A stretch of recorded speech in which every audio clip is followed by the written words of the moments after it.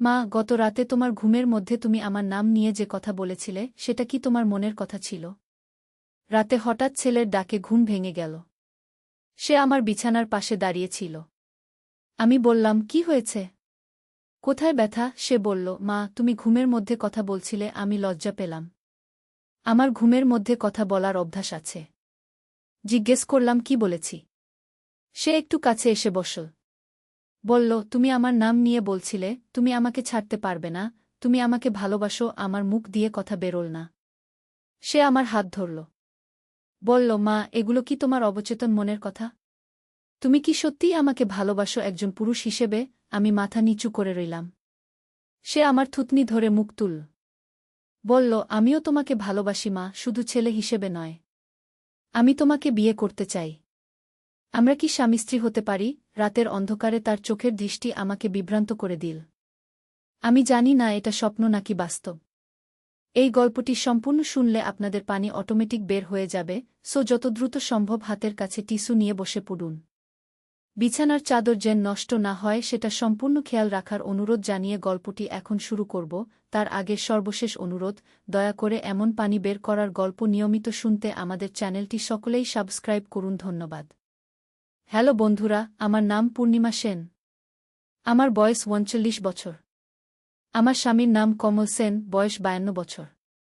আমাদের ২ সন্তান, সৌরভ আর রিয়া। সৌরভ ২০ বছর বয়সী, ইঞ্জিনিয়ারিং পড়ে।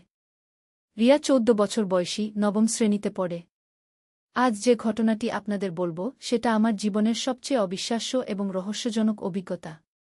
এই ঘটনার পর আমার জীবনই বদলে গেছে সম্পূর্ণভাবে। সেই রাতের কথা আজও আমার মনে পড়লে গায়ের লোম খাড়া হয়ে যায়। আমি আমার ঘরে শুয়েছিলাম। কমল তার অফিসের কাজে ঢাকা গিয়েছিল ৩ দিনের জন্য। রিয়া তার বান্ধবীর বাড়িতে রাত কাটানোর জন্য গিয়েছিল। শুধু আমি আর সৌরভ বাড়িতে ছিলাম। আমি গভীর ঘুমেছিলাম। হঠাৎ মনে হলো কেউ আমার নাম ধরে ডাকছে। আমি চোখ খুললাম।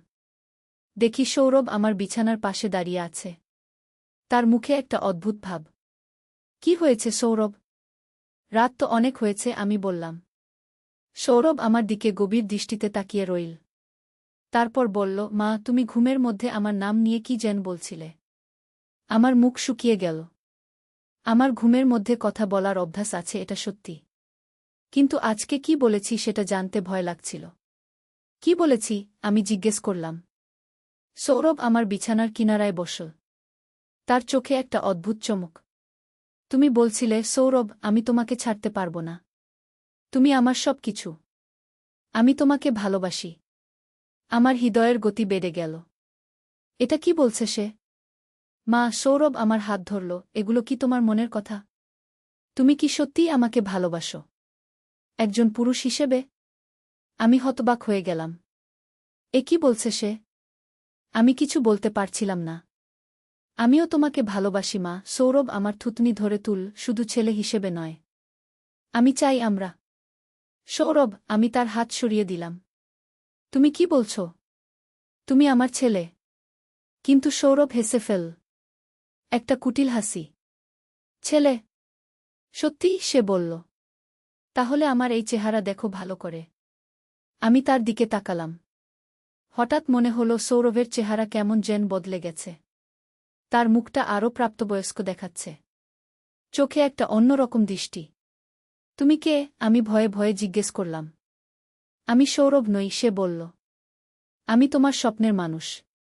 যার জন্য তুমি রাত জেগে থাকো। যার কথা ভেবে তুমি ঘুমের মধ্যে কথা বলো। আমার সারা শরীর কাঁপতে শুরু করল। এ কি হচ্ছে? তুমি জানো, সে আমার কাছে আরও এগিয়ে এলো। তোমার স্বামী তোমাকে বুঝতে পারে না। সে তোমার মনের কথা জানে না। কিন্তু আমি জানি। আমি জানি তুমি কি চাও। না, আমি চিৎকার করে উঠলাম। তুমি যেই হও, এখনই চলে যাও। কিন্তু সে শুধু হাসল। তারপর একটা অদ্ভুত কথা বলল। তুমি যদি চাও আমি চলে যাই, তাহলে তোমাকে একটা পরীক্ষা উত্তীর্ণ হতে হবে। কি পরীক্ষা? আমি জিজ্ঞেস করলাম। তোমাকে ৩টা রহস্যের সমাধান করতে হবে। প্রতিটা রহস্য তোমার নিজের জীবনের সাথে জড়িত। যদি তুমি সব রহস্যের সমাধান করতে পারো, তাহলে আমি চলে যাব। আর তোমার স্বাভাবিক জীবন ফিরে পাবে। আমার আর কোনো উপায় ছিল না। আমি রাজি হলাম। প্রথম রহস্য, সে বলল, তোমার স্বামী কমল কেন প্রতি মাসে 3 দিন করে ঢাকা যায়? তার অফিসের কাজ নাকি অন্য কিছু? আমি অবাক হলাম। কমল সত্যিই প্রতি মাসে ঢাকা যায়। কিন্তু সে কি করে তা আমি কখনো ভাবিনি। আমি জানি না, আমি বললাম। তাহলে জানতে হবে, সে বলল। তোমার স্বামীর ফোনে একটা গোপন নম্বর আছে। নামটা বিজনেস পার্টনার দেওয়া। কিন্তু আসলে সেটা কার নম্বর? আমার মাথা ঘুরতে শুরু করল। কমল আমার কাছে কিছু লুকিয়ে রেখেছে। দ্বিতীয় রহস্য, সে আবার বলল, তোমার মেয়ে রিয়া আজকে তার বান্ধবীর বাড়ি যায়নি। সে কোথায় গেছে? আমার বুকটা ধক করে উঠল। রিয়া মিথ্যা বলেছে। তৃতীয় রহস্য, সে চূড়ান্ত ঘোষণা দিল, তোমার নিজের সম্পর্কে। তুমি কেন গত 5 বছর ধরে প্রতি রাতে একই স্বপ্ন দেখো? কেন তুমি ঘুমের মধ্যে একটা অচেনা নাম উচ্চারণ করো? আমি স্তব্ধ হয়ে গেলাম। আমি সত্যিই একই স্বপ্ন দেখি প্রতি রাত। একজন অচেনা মানুষের স্বপ্ন। তোমার কাছে 3 দিন সময় আছে, সে বলল। 3 দিনের মধ্যে 3টা রহস্যের সমাধান করো। নইলে? নইলে কি? আমি জিজ্ঞেস করলাম। নইলে তোমার এই পরিবার চিরকালের জন্য ভেঙে যাবে। আর তুমি আমার সাথে এক অদ্ভুত জগতে চলে যেতে বাধ্য হবে। এই বলে সে হঠাৎ অদৃশ্য হয়ে গেল। আমি চোখ খুলে দেখি সকাল হয়েছে। আমি আমার বিছানায় একা শুয়ে আছি। কিন্তু এটা কি স্বপ্ন ছিল? না, হতে পারে না। কারণ আমার পাশের টেবিলে একটা কাগজ পড়ে আছে।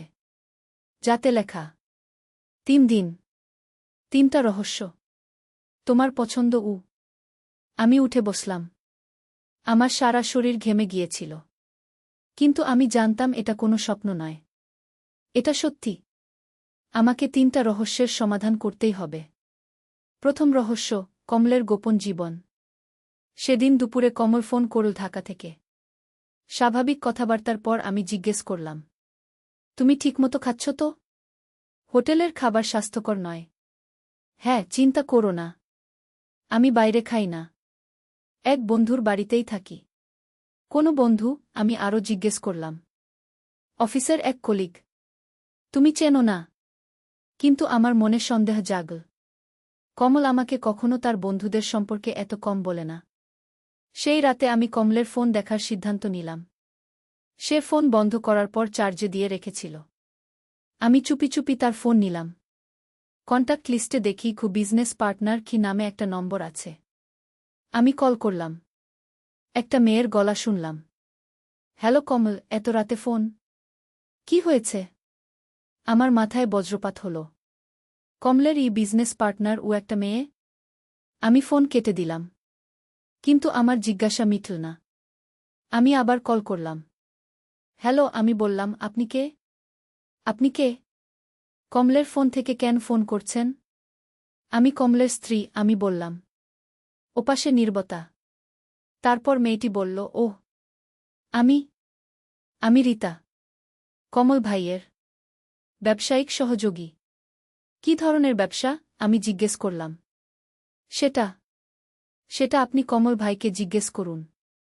আমার মুখে বলা ঠিক হবে না। ফোন কেটে গেল। আমি সারারাত ভাবলাম।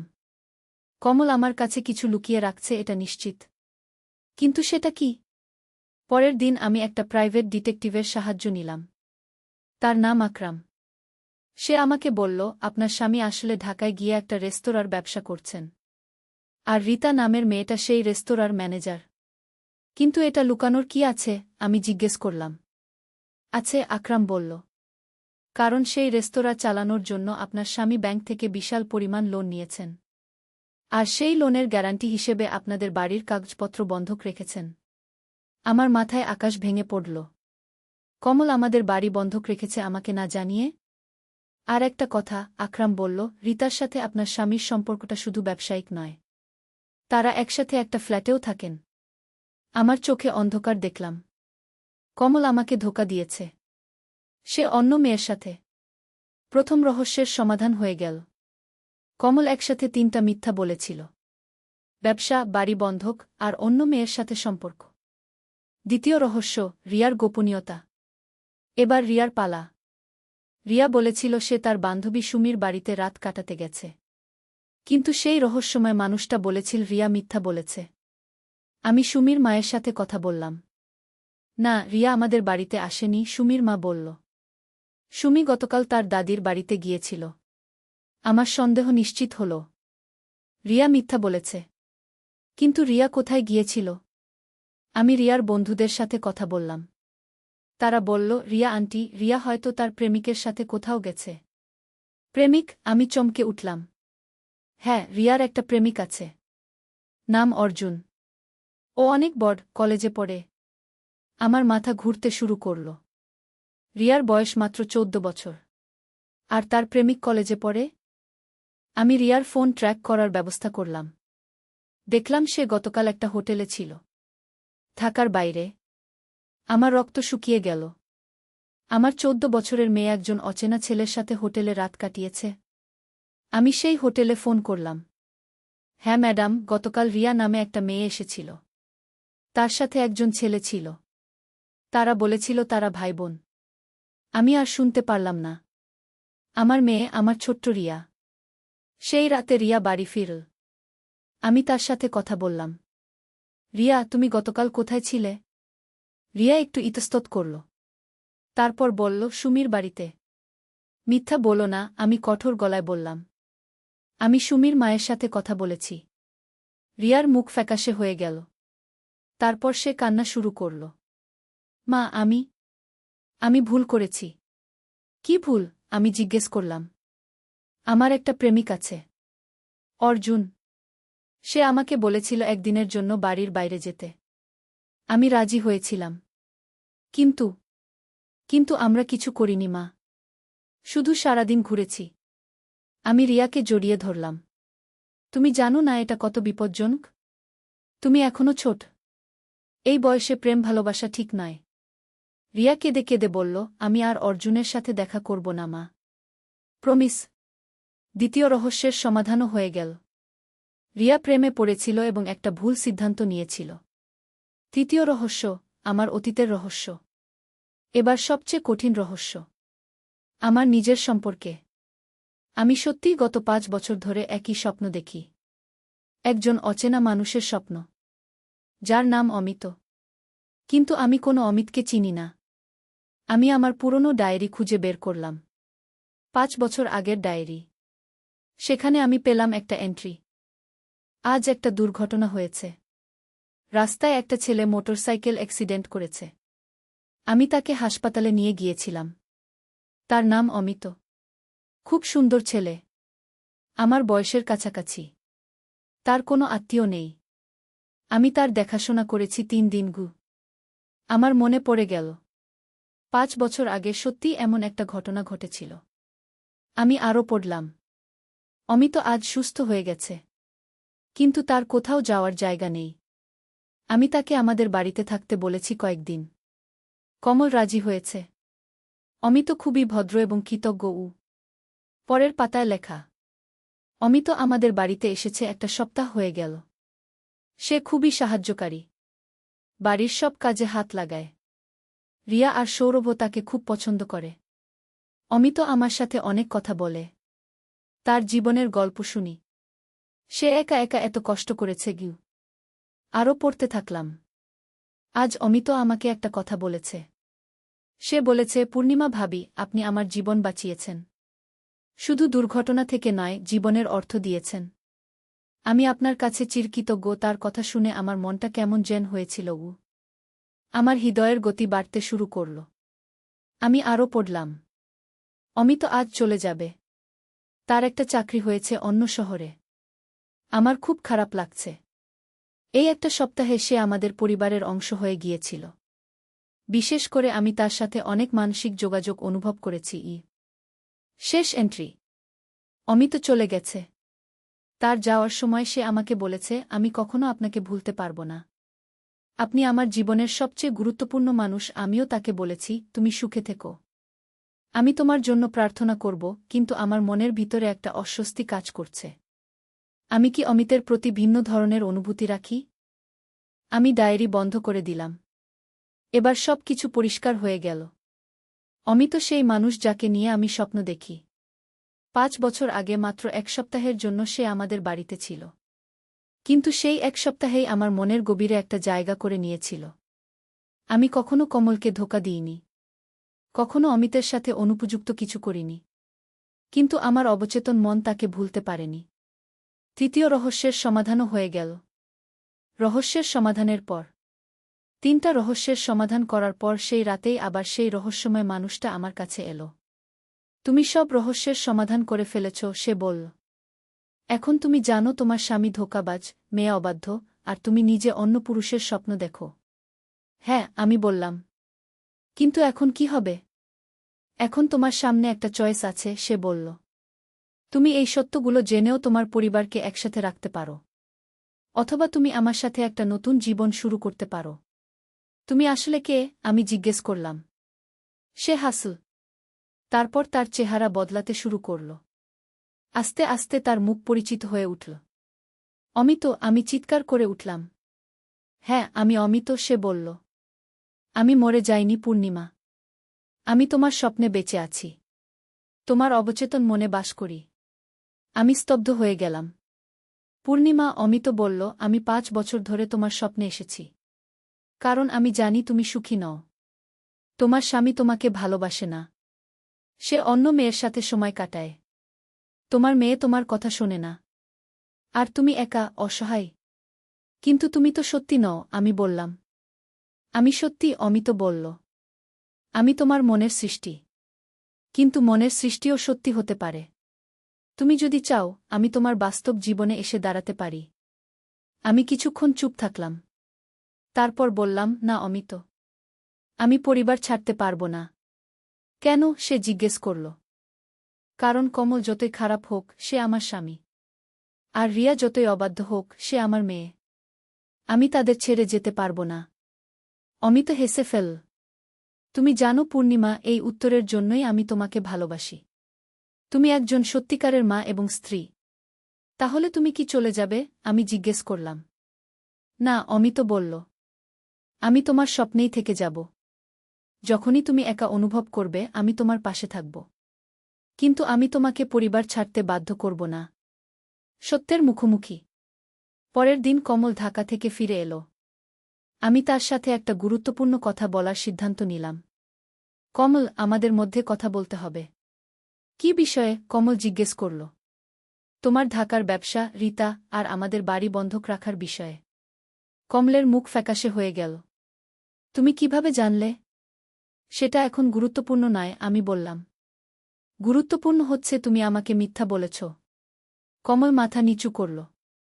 আমি তোমাকে চিন্তায় ফেলতে চাইনি, কিন্তু তুমি আমাকে ঝুঁকিতে ফেলেছ, আমি বললাম। আমাদের বাড়ি বন্ধক রেখেছ আমাকে না জানিয়ে। ব্যবসা ভালো চলছে, কমল বলল। শীঘ্রই লোন শোধ হয়ে যাবে। আর রীতার সাথে তোমার সম্পর্ক? আমি সরাসরি জিজ্ঞেস করলাম। কমল অনেকক্ষণ চুপ থাকল। তারপর বলল, পূর্ণিমা, আমি ভুল করেছি। রীতার সাথে আমার অনুপযুক্ত সম্পর্ক হয়েছে। আমার চোখে পানি এসে গেল, কিন্তু আমি নিজেকে সামলালাম। তুমি কি চাও কমল? আমি জিজ্ঞেস করলাম। আমি চাই তুমি আমাকে ক্ষমা করো, কমল বলল। আমি সব শেষ করে দেব। রীতার সাথে সম্পর্ক, ব্যবসা, সব। কিন্তু লোনের টাকা? আমি জিজ্ঞেস করলাম। আমি বাড়ি বিক্রি করে দেব, কমল বলল। আমরা ছোট একটা বাড়িতে থাকব। আমি কিছুক্ষণ ভাবলাম। তারপর বললাম, বাড়ি বিক্রি করার দরকার নেই। তুমি ব্যবসা চালিয়ে যেতে পারো, কিন্তু রীতার সাথে সম্পর্ক শেষ করতে হবে। আর আমাকে সব কিছু জানাতে হবে। কমল কৃতজ্ঞ দৃষ্টিতে আমার দিকে তাকাল। তুমি আমাকে ক্ষমা করলে?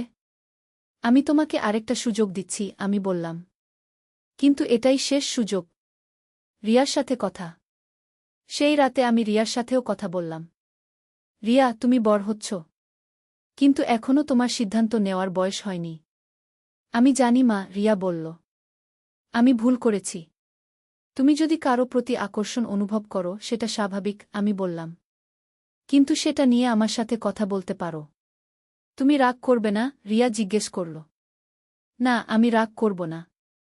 কিন্তু তোমাকে সঠিক পথ দেখাব। রিয়া আমাকে জড়িয়ে ধরল। আমি আর কখনো তোমাকে মিথ্যা বলবো না মা। নতুন সূচনা। এভাবে আমার পরিবারের সব রহস্যের সমাধান হয়ে গেল। কমল তার ভুল বুঝতে পেরেছে। রিয়া আমার কাছে আরও খোলামেলা হয়েছে। সৌরভও আমাদের সব সমস্যার কথা জেনে আমাদের সাহায্য করার চেষ্টা করছে। কিন্তু আমার নিজের সাথে এখনও একটা দ্বন্দ্ব আছে। অমিতের স্মৃতি আমার মনে এখনও আছে। আমি জানি সেটা ভুল। কিন্তু মানুষ তো যন্ত্র নয় যে মন থেকে সব কিছু মুছে ফেলতে পারি। একদিন আমি কমলকে অমিতের কথা বললাম। কমল, আমি তোমার কাছে একটা কথা স্বীকার করতে চাই। কি কথা? কমল জিজ্ঞেস করল। 5 বছর আগে অমিত নামে একটা ছেলে আমাদের বাড়িতে ছিল। তুমি হয়তো মনে রাখনি। হ্যাঁ, মনে আছে, কমল বলল। সে দুর্ঘটনায় পড়েছিল। তুমি তাকে সাহায্য করেছিলে। আমি তার প্রতি একটু বেশি সহানুভূতিশীল হয়ে পড়েছিলাম, আমি বললাম। সেই থেকে আমি তাকে নিয়ে স্বপ্ন দেখি। কমল কিছুক্ষণ চুপ থাকল। তারপর বলল, পূর্ণিমা, তুমি তার কোনো ক্ষতি করনি। তুমি শুধু একটা অসহায় মানুষকে সাহায্য করেছিলে। আর মনের ভিতরে কোনো অনুভূতি আসা মানুষের স্বাভাবিক বৈশিষ্ট্য। তুমি রাগ করলে না? আমি জিজ্ঞেস করলাম। না, কমল বলল। আমার রাগ করার কোনো অধিকার নেই। আমি যে ভুল করেছি সেটা তোমার চেয়ে অনেক বেশি। উপসংহার। আজ 6 মাস হয়ে গেছে সেই রাতের। আমাদের পরিবার আবার একসাথে আছে। কমল রিতার সাথে সব সম্পর্ক ছিন্ন করেছে। সে এখনও ব্যবসা চালায়, কিন্তু আমাকে সব কিছু জানা। রিয়া আরও বেশি খোলামেলা হয়েছে। সে আমাকে তার সব কথা বলে। আর আমি এখনও মাঝে মাঝে অমিতের স্বপ্ন দেখি। কিন্তু সেই স্বপ্নগুলো এখন আর যন্ত্রণাদায়ক নয়। সেগুলো এক ধরনের মানসিক সাহায্য।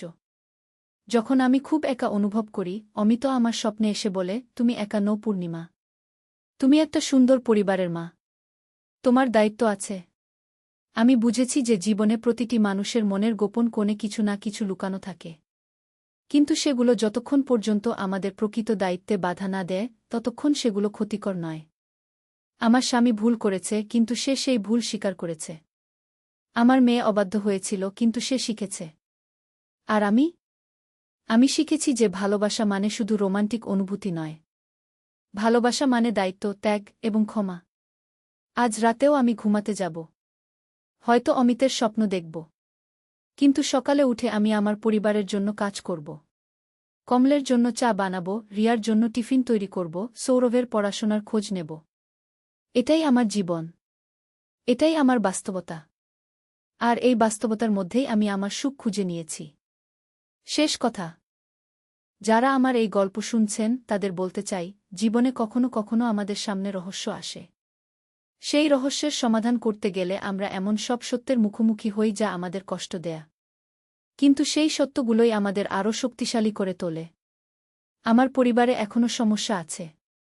কমল এখনও পুরোপুরি বিশ্বস্ত নয়। রিয়া এখনও মাঝে মাঝে জিদ করে। সৌরভও তার নিজের চ্যালেঞ্জ নিয়ে ব্যস্ত। আর আমি এখনও মাঝে মাঝে একা অনুভব করি। কিন্তু আমরা একসাথে আছি। আমরা একে অপরকে ভালোবাসি। আর সবচেয়ে বড় কথা, আমরা একে অপরের সাথে সৎ হওয়ার চেষ্টা করি। এই গল্প শেষ করার আগে আমি সেই রহস্যময় অমিতকে ধন্যবাদ জানাতে চাই। সে আমাকে আমার পরিবারের সত্যিকারের অবস্থা বুঝিয়েছে। তার জন্যই আমি আজ একটা শক্তিশালী মা এবং স্ত্রী হতে পেরেছি। আর যারা এই গল্প শুনেছেন, আপনাদেরও বলি, আপনার পরিবারে কোনো গোপন সমস্যা থাকলে সেগুলো সমাধান করার চেষ্টা করুন। লুকিয়ে রাখলে সমস্যা আরও বড় হয়। ভালোবাসা মানে শুধু মিষ্টি কথা বলা নয়। ভালোবাসা মানে কঠিন সময়েও পাশে থাকা। আমার গল্প এখানেই শেষ। আপনারা সকলে ভালো থাকুন। আর নিয়মিত আমাদের চ্যানেল শুনবেন। আজ ছেলে আমাকে বলল, মা, তুমি আমার মোবাইল ব্যাংকিং অ্যাপে অ্যাকাউন্ট খুলে দাও। সকালে নাশতা করতে বসে ছেলে আমাকে বলল, মা, তুমি আমার মোবাইল ব্যাংকিং অ্যাপে জয়েন্ট অ্যাকাউন্ট খুলে দাও। আমি অবাক হয়ে বললাম, কেন? তোর একার অ্যাকাউন্ট তো ভালোই চলছে। সে আমার হাত ধরে বলল, কারণ আমি চাই আমাদের সব টাকা পয়সা একসাথে থাকুক। স্বামী স্ত্রীর মতো। আমি চমকে উঠলাম। কি বলছিস তুই? সে আমার চোখের দিকে তাকিয়ে বলল, মা, আমি তোমাকে ভালোবাসি। একজন পুরুষ যেভাবে একজন নারীকে ভালোবাসে। আমি চাই তুমি আমার অ্যাকাউন্ট পার্টনার হও, লাইফ পার্টনার হও। আমি কাঁপতে কাঁপতে বললাম, এসব কি বলছিস? সে আরও কাছে এসে বলল, মা, আমি তোমাকে বিয়ে করতে চাই। আমরা একসাথে নতুন জীবন শুরু করি। তুমি শুধু আমার মা নও, তুমি আমার প্রিয় নারী। মোবাইল স্ক্রিনে ব্যাংক অ্যাপের নোটিফিকেশন এসেই যাচ্ছিল। আমি বুঝতে পারছিলাম না এ কি ঘটছে আমার সাথে। ছেলে আমার কাঁধে মাথা রেখে বলল, মা, আমি জানি এটা অস্বাভাবিক লাগছে, কিন্তু ভালোবাসায় কোনো বাধা নেই। তুমি আমাকে বিয়ে কর। আমরা দূরে কোথাও চলে যাব। আমার চোখে জল এসে গেল। এ কি পরিস্থিতি! এই গল্পটি সম্পূর্ণ শুনলে আপনাদের পানি অটোমেটিক বের হয়ে যাবে, সো যত দ্রুত সম্ভব হাতের কাছে টিস্যু নিয়ে বসে পড়ো। বিছানার চাদর যেন নষ্ট না হয় সেটা সম্পূর্ণ খেয়াল রাখার অনুরোধ জানিয়ে গল্পটি এখন শুরু করব। তার আগের সর্বশেষ অনুরোধ, দয়া করে এমন পানি বের করার গল্প নিয়মিত শুনতে আমাদের চ্যানেলটি সকলেই সাবস্ক্রাইব করুন। ধন্যবাদ। হ্যালো বন্ধুরা, আমার নাম প্রিয়াঙ্কা সেন। আমার বয়স 40 বছর। আমার স্বামীর নাম রজত সেন, বয়স 43 বছর। আমাদের 2 সন্তান, রায়হান আর সুমি। রায়হান 21 বছর বয়সী, ইউনিভার্সিটিতে পড়ে। সুমি 14 বছর বয়সী, হাই স্কুলে যায়। সেদিনের ঘটনাটি আমার মনে আছে যেন কাল রাতের কথা। রায়হান আমার কাছে এসে বলল, আর আমি তো হয়ে গেলাম। কিন্তু হঠাৎ সুমি এসে বলল, মা, ভাইয়া কি বলছে? আমি রায়হানের দিকে তাকিয়ে দেখি সে হাসছে। সে বলল, মা, আসলে আমি একটা নাটকের রিহার্সাল করছি। আমাদের থিয়েটার ক্লাবে একটা নাটক হবে পরের মাসে। এইটা ওই নাটকের ডায়লগ ছিল। তুমি আমার রিয়াকশন দেখে বুঝতে পারছি নাটকটা কেমন হবে। আমি স্বস্তির নিঃশ্বাস ফেললাম। কিন্তু তারপরই রায়হান গম্ভীর হয়ে বলল, আসলে মা, আমার একটা গুরুত্বপূর্ণ কথা আছে। আমি তোমাদের একটা রহস্যের কথা বলতে চাই। কি রহস্য? আমি জিজ্ঞাসা করলাম। মা, তুমি কি জানো আমাদের পুরানো বাড়িটার নিচে একটা গুপ্ত কক্ষ আছে? রায়হান বলল। আমি অবাক হয়ে বললাম, কি বলছিস? কি গুপ্ত কক্ষ? হ্যাঁ মা, আমি গত সপ্তাহে আবিষ্কার করেছি। তুমি জানো তো আমি ইতিহাস নিয়ে পড়ি। আমি আমাদের বাড়ির ইতিহাস নিয়ে রিসার্চ করছিলাম। তখন আমি জানতে পারি যে এই বাড়িটা ব্রিটিশ আমলে একজন জমিদারের ছিল। সেই জমিদার এখানে তার গুপ্ত ধনসম্পদ লুকিয়ে রেখেছিলেন। সুমি উত্তেজিত হয়ে বলল, সত্যি? তাহলে আমরা ধনী হয়ে যাব। রায়হান হেসে বলল, সেটাই দেখতে হবে।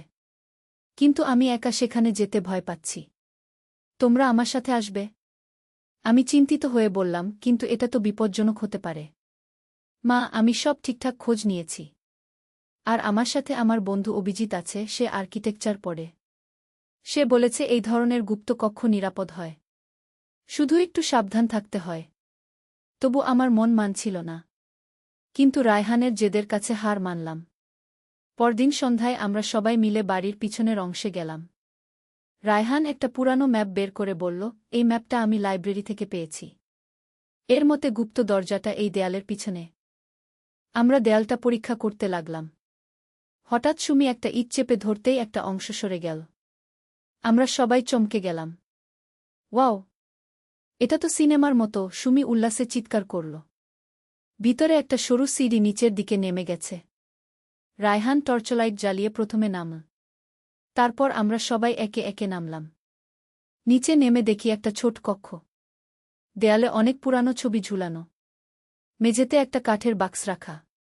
এটাই নিশ্চয়ই ধনসম্পদের বাক্স, রায়হান উত্তেজিত হয়ে বলল। কিন্তু বাক্সটা খুলতেই আমরা হতবাক হয়ে গেলাম। সেখানে সোনাদানা নেই, আছে কিছু পুরানো চিঠি আর একটা ডায়েরি। আমি একটা চিঠি হাতে নিয়ে পড়তে লাগলাম। চিঠিটা ছিল ব্রিটিশ আমলের এক স্বাধীনতা সেনানীর। তিনি এই বাড়িতে লুকিয়ে থেকে ব্রিটিশদের বিরুদ্ধে কাজ করতেন। এই গুপ্ত কক্ষটি ছিল তার আস্তানা। ডায়েরিটা খুলে দেখি সেখানে লেখা আছে সেই সময়কার অনেক গুরুত্বপূর্ণ তথ্য। এমনকি কিছু নামও আছে যেগুলো ইতিহাসে খুঁজে পাওয়া যায় না। এটা তো ইতিহাসের একটা অমূল্য সম্পদ, রায়হান বলল। আমি গর্বিত হয়ে বললাম, আমাদের বাড়িটা যে এত গুরুত্বপূর্ণ ইতিহাসের সাক্ষী ছিল। হঠাৎ আমরা উপরে পায়ের আওয়াজ শুনতে পেলাম। আমার স্বামী রজত বাড়ি ফিরেছেন। আমরা তাড়াতাড়ি উপরে গেলাম। রজত আমাদের দেখে জিজ্ঞাসা করল, তোমরা এত মাটিমাখা কেন? আমরা তাকে পুরো ঘটনা খুলে বললাম। প্রথমে সে বিশ্বাস করল না, কিন্তু যখন আমরা তাকে গুপ্ত কক্ষটা দেখালাম, তখন সে অবাক হয়ে গেল। এটা আমাদের জাদুঘরে দান করা উচিত, রজত বলল। আমরা সবাই একমত হলাম। পরের দিন আমরা স্থানীয় ইতিহাস জাদুঘরের কিউরেটরের সাথে যোগাযোগ করলাম। কিউরেটর এসে দেখে বললেন, এটা অসাধারণ। এই ডায়েরি আর চিঠিগুলো আমাদের স্বাধীনতা সংগ্রামের ইতিহাসে নতুন অধ্যায় যোগ করবে। আমরা সব কিছু জাদুঘরে দান করে দিলাম। বিনিময়ে জাদুঘর থেকে আমাদের একটা সম্মাননাপত্র দেওয়া হল। এমনকি স্থানীয় পত্রিকায় আমাদের ছবি ছাপা হল। রায়হান এই আবিষ্কারের জন্য তার ইউনিভার্সিটিতে একটা বিশেষ পুরস্কার পেল। তার প্রফেসর বললেন, তুমি একজন সত্যিকারের ইতিহাসবিদ হবে। সুমি তার স্কুলে এই গল্প বলে সবার মধ্যে হিরো হয়ে গেল। তার বন্ধুরা আমাদের বাড়িতে এসে গুপ্ত কক্ষটা দেখে যেত। কিন্তু গল্প এখানেই শেষ নয়। কয়েক সপ্তাহ পরে জাদুঘরের কিউরেটর আমাদের ফোন করলেন। আপনারা যে ডায়েরিটা দিয়েছিলেন সেখানে একটা ধাঁধা আছে। যদি এই ধাঁধার সমাধান করা যায় তাহলে হয়তো আরও বড় কোনো রহস্যের সন্ধান পাওয়া যেতে পারে। আমরা আগ্রহী হয়ে জাদুঘরে গেলাম। কিউরেটর ডায়েরির একটা পাতা দেখালেন যেখানে একটা জটিল ধাঁধা লেখা আছে। ধাঁধাটা ছিল এরকম, যখন চাঁদ পূর্ণিমার রাতে আকাশে উঠবে তখন পূর্ব দিকের দেয়ালের ছায়া পড়বে পশ্চিমে। সেই ছায়ার শেষ প্রান্তে যেখানে মাটিতে স্পর্শ করবে সেখানে খুঁড়ে দেখো, পাবে সত্যের সন্ধান। রায়হান এই ধাঁধা নিয়ে অনেক ভাবল। তারপর বলল, মা, আমার মনে হয় এটা আমাদের বাড়ির উঠানের কথা বলছে।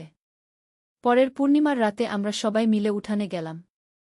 ঠিক যেমন ধাঁধায় বলা ছিল, চাঁদের আলো পূর্ব দিকের দেয়ালের ছায়া পড়েছিল পশ্চিম দিকে। আমরা সেই জায়গায় খুঁড়তে লাগলাম। প্রায় 2 ফুট খোঁড়ার পর একটা মাটির হাঁড়ি পেলাম। হাঁড়িটা খুলে দেখি সেখানে কিছু পুরানো মুদ্রা আর একটা ছোট স্বর্ণের মূর্তি রয়েছে। এবার তো সত্যিই আমরা ধনী হয়ে গেলাম, সুমি খুশিতে লাফিয়ে উঠল। কিন্তু রায়হান বলল, না সুমি, এগুলোও আমরা জাদুঘরে দান করে দেব। এগুলো আমাদের দেশের ঐতিহ্য। আমাদের একার থাকা উচিত না। আমি রায়হানের এই মানসিকতায় গর্বিত হলাম। পরদিন আমরা আবার জাদুঘরে গেলাম। কিউরেটর এই নতুন আবিষ্কার দেখে অভিভূত হয়ে গেলেন। এই মুদ্রাগুলো মুঘল আমলের। আর এই স্বর্ণমূর্তিটি তো অমূল্য। এটা প্রায় 500 বছরের পুরানো। জাদুঘর কর্তৃপক্ষ আমাদের আরেকটা বিশেষ সম্মাননা দিল। এমনকি তারা আমাদের বাড়িটাকে ঐতিহাসিক স্থান হিসেবে ঘোষণা করার প্রস্তাব দিল। রজত বলল, এটা আমাদের পরিবারের জন্য অনেক সম্মানের ব্যাপার। কিন্তু এর পরেও আরও রহস্য বাকি ছিল। একদিন রায়হান আমাকে বলল, মা, আমি গুপ্তকক্ষে আরও ভালো করে খুঁজেছি। সেখানে দেয়ালে একটা অদ্ভুত চিহ্ন আছে। আমরা আবার গুপ্তকক্ষে গেলাম। রায়হান দেয়ালের একটা অংশে হাত রেখে বলল, এখানে দেখো, এই চিহ্নটা। চিহ্নটা দেখে মনে হচ্ছিল যেন একটা তালা। রায়হান চিহ্নটায় চাপ দিতেই একটা গোপন খিলান খুলে গেল। ভিতরে একটা লম্বা গলিপথ। আমরা সাহস করে ভিতরে ঢুকলাম। গলিপথটা অনেক দূর পর্যন্ত গেছে। প্রায় 10 মিনিট হাঁটার পর আমরা একটা বড় ঘরে পৌঁছলাম। সেখানে অনেক পুরানো বই আর পাণ্ডুলিপি রাখা। এটা তো একটা গোপন লাইব্রেরি, রায়হান অবাক হয়ে বলল। আমি একটা বই হাতে নিয়ে দেখি সেটা হস্তলিখিত। খুবই দামি কাগজে লেখা। ভাষাটা পুরানো বাংলা। রায়হান বলল, মা, এগুলো নিশ্চয়ই সেই স্বাধীনতা সেনানীর সংগ্রহ। তিনি ইতিহাসের একজন পণ্ডিত মানুষও ছিলেন। আমরা সেখানে অনেক দুর্লভ বই পেলাম। এমনকি কিছু বিদেশি ভাষার বইও ছিল। এই আবিষ্কারের পর আমাদের বাড়িটা সত্যিই ঐতিহাসিক স্থান হিসেবে ঘোষিত হল। সরকার থেকে আমাদের বাড়িটার যত্ন নেওয়ার জন্য একজন কেয়ারটেকার নিযুক্ত করা হল। আমাদের বাড়িতে এখন প্রতিদিন ইতিহাসপ্রেমী মানুষেরা আসেন। স্কুল কলেজের ছাত্রছাত্রীরা এখানে এসে আমাদের দেশের ইতিহাস সম্পর্কে জানেন। রায়হান এখন ইতিহাস বিভাগে মাস্টার্স করছে। তার স্বপ্ন একজন বিখ্যাত ইতিহাসবিদ হওয়ার। সুমিও এই ঘটনার পর ইতিহাসে খুব আগ্রহী হয়ে উঠেছে। সে বলে, আমিও বড় হয়ে ভাইয়ার মতো ইতিহাস নিয়ে কাজ করব। আমার স্বামী রজত এখন আমাদের বাড়ির ইতিহাস নিয়ে একটা বই লিখছেন। তিনি বলেছেন, আমাদের এই আবিষ্কারের গল্প সবার জানা উচিত। আর আমি গর্বিত যে আমার পরিবার দেশের ইতিহাস সংরক্ষণে অবদান রাখতে পেরেছে। কিন্তু সবচেয়ে মজার ব্যাপার হল, সেই যে শুরুতে রায়হান আমাকে জয়েন্ট অ্যাকাউন্ট খোলার কথা বলেছিল, সেটা আসলে সত্যিই দরকার হয়েছিল। জাদুঘর থেকে আমাদের যে সম্মানী দিয়েছে সেটা একটা জয়েন্ট অ্যাকাউন্ট রাখতে হয়েছিল, যাতে আমাদের পরিবারের সবাই সেই টাকা দিয়ে ইতিহাস গবেষণার কাজে ব্যয় করতে পারি। রায়হান হেসে বলল, দেখলে মা, আমার জয়েন্ট অ্যাকাউন্ট খোলার আইডিয়াটা শেষ পর্যন্ত কাজে লেগেছে। আজ যখন আমি এই পুরো ঘটনার কথা ভাবি, তখন মনে হয় জীবনে কত অপ্রত্যাশিত সুন্দর জিনিস ঘটতে পারে। আমরা ভেবেছিলাম শুধু টাকার কথা, কিন্তু পেলাম দেশের ইতিহাসের অমূল্য নিদর্শন। আমাদের পরিবারটা এখন আগের চেয়ে অনেক বেশি একসাথে। আমরা সবাই মিলে ইতিহাস নিয়ে গবেষণা করি, নতুন নতুন জিনিস আবিষ্কার করার চেষ্টা করি। রায়হানের বন্ধু অভিজিৎ এখন আমাদের বাড়ির নিয়মিত অতিথি। সে আর্কিটেকচারের ছাত্র হিসেবে আমাদের বাড়ির গঠন নিয়ে গবেষণা করছে। সুমির স্কুলের বন্ধুরা এখন আমাদের বাড়িকে ট্রেজার হাউস বলে ডাকে। সুমি এই নামে খুশি। আর আমি আর রজত, আমরা বুঝতে পারছি যে আমাদের সন্তানেরা কত মেধাবী আর দেশপ্রেমিক। এই গল্পের মাধ্যমে আমি বুঝেছি যে পরিবারের সবাই যখন একসাথে কোনো ভালো কাজে অংশ নেয়, তখন সেটা শুধু নিজেদের জন্যই ভালো না, সমাজের জন্যও ভালো। আজও যখন আমি আমাদের বাড়ির গুপ্ত কক্ষে যাই, তখন মনে হয় যেন আমি অতীতের সাথে কথা বলছি, সেই স্বাধীনতা সেনানীর আত্মার সাথে। আমার বিশ্বাস তিনি আমাদের উপর খুশি আছেন যে আমরা তার রেখে যাওয়া ইতিহাসের যত্ন নিচ্ছি। এই ঘটনা আমাদের পরিবারে নতুন এক মাত্রা যোগ করেছে। আমরা এখন শুধু একটা পরিবার নই, আমরা একটা ঐতিহাসিক পরিবার। রায়হান এখন স্থানীয় ইতিহাস সোসাইটির সদস্য। সে নিয়মিত লেকচার দেয় কিভাবে ঘরে বসে ইতিহাসের গবেষণা করা যায়। সুমি তার স্কুলে একটা ইতিহাস ক্লাব চালু করেছে। তারা প্রতি সপ্তাহে আমাদের বাড়িতে এসে মিটিং করে। রজত তার বই লেখা শেষ করেছেন। বইটির নাম দিয়েছেন গুপ্ত কক্ষের রহস্য। প্রকাশক বলেছেন এই বই অনেক জনপ্রিয় হবে। আর আমি এখন স্থানীয় মহিলা সংস্থার সভাপতি। আমি অন্যান্য মহিলাদের উৎসাহিত করি যেন তারাও তাদের বাড়িঘরের ইতিহাস নিয়ে গবেষণা করেন। কয়েক মাস পর আমাদের বাড়িতে আরেকটি চমকপ্রদ ঘটনা ঘটল। একদিন সকালে আমি দেখি আমাদের বাগানে একটি পুরানো কুয়া আছে যেটা আমরা আগে খেয়াল করিনি। কুয়াটা লতাপাতায় ঢেকে ছিল। রায়হান বলল, মা, এই কুয়াটাও নিশ্চয়ই কোনো রহস্য লুকিয়ে আছে। আমরা কুয়াটা পরিষ্কার করতে লাগলাম। কুয়ার ভিতরে পানি ছিল না, বরং একটা সিঁড়ি নিচে নেমে গেছে। এটা তো আরেকটা গুপ্ত পথ, সুমি উত্তেজিত হয়ে বলল। আমরা সিঁড়ি দিয়ে নিচে নামলাম। সেখানে একটা বিশাল ভূগর্ভস্থ কক্ষ। দেয়াল জুড়ে অনেক চিত্রকর্ম আঁকা। রজত বলল, এইগুলো তো অসাধারণ চিত্রকর্ম। এগুলো নিশ্চয়ই সেই জমিদারের আমলের। চিত্রগুলোতে সেই সময়কার মানুষের জীবনযাত্রার ছবি আঁকা ছিল। কৃষক, তাঁতি, কামার, কুমার, সবার ছবি।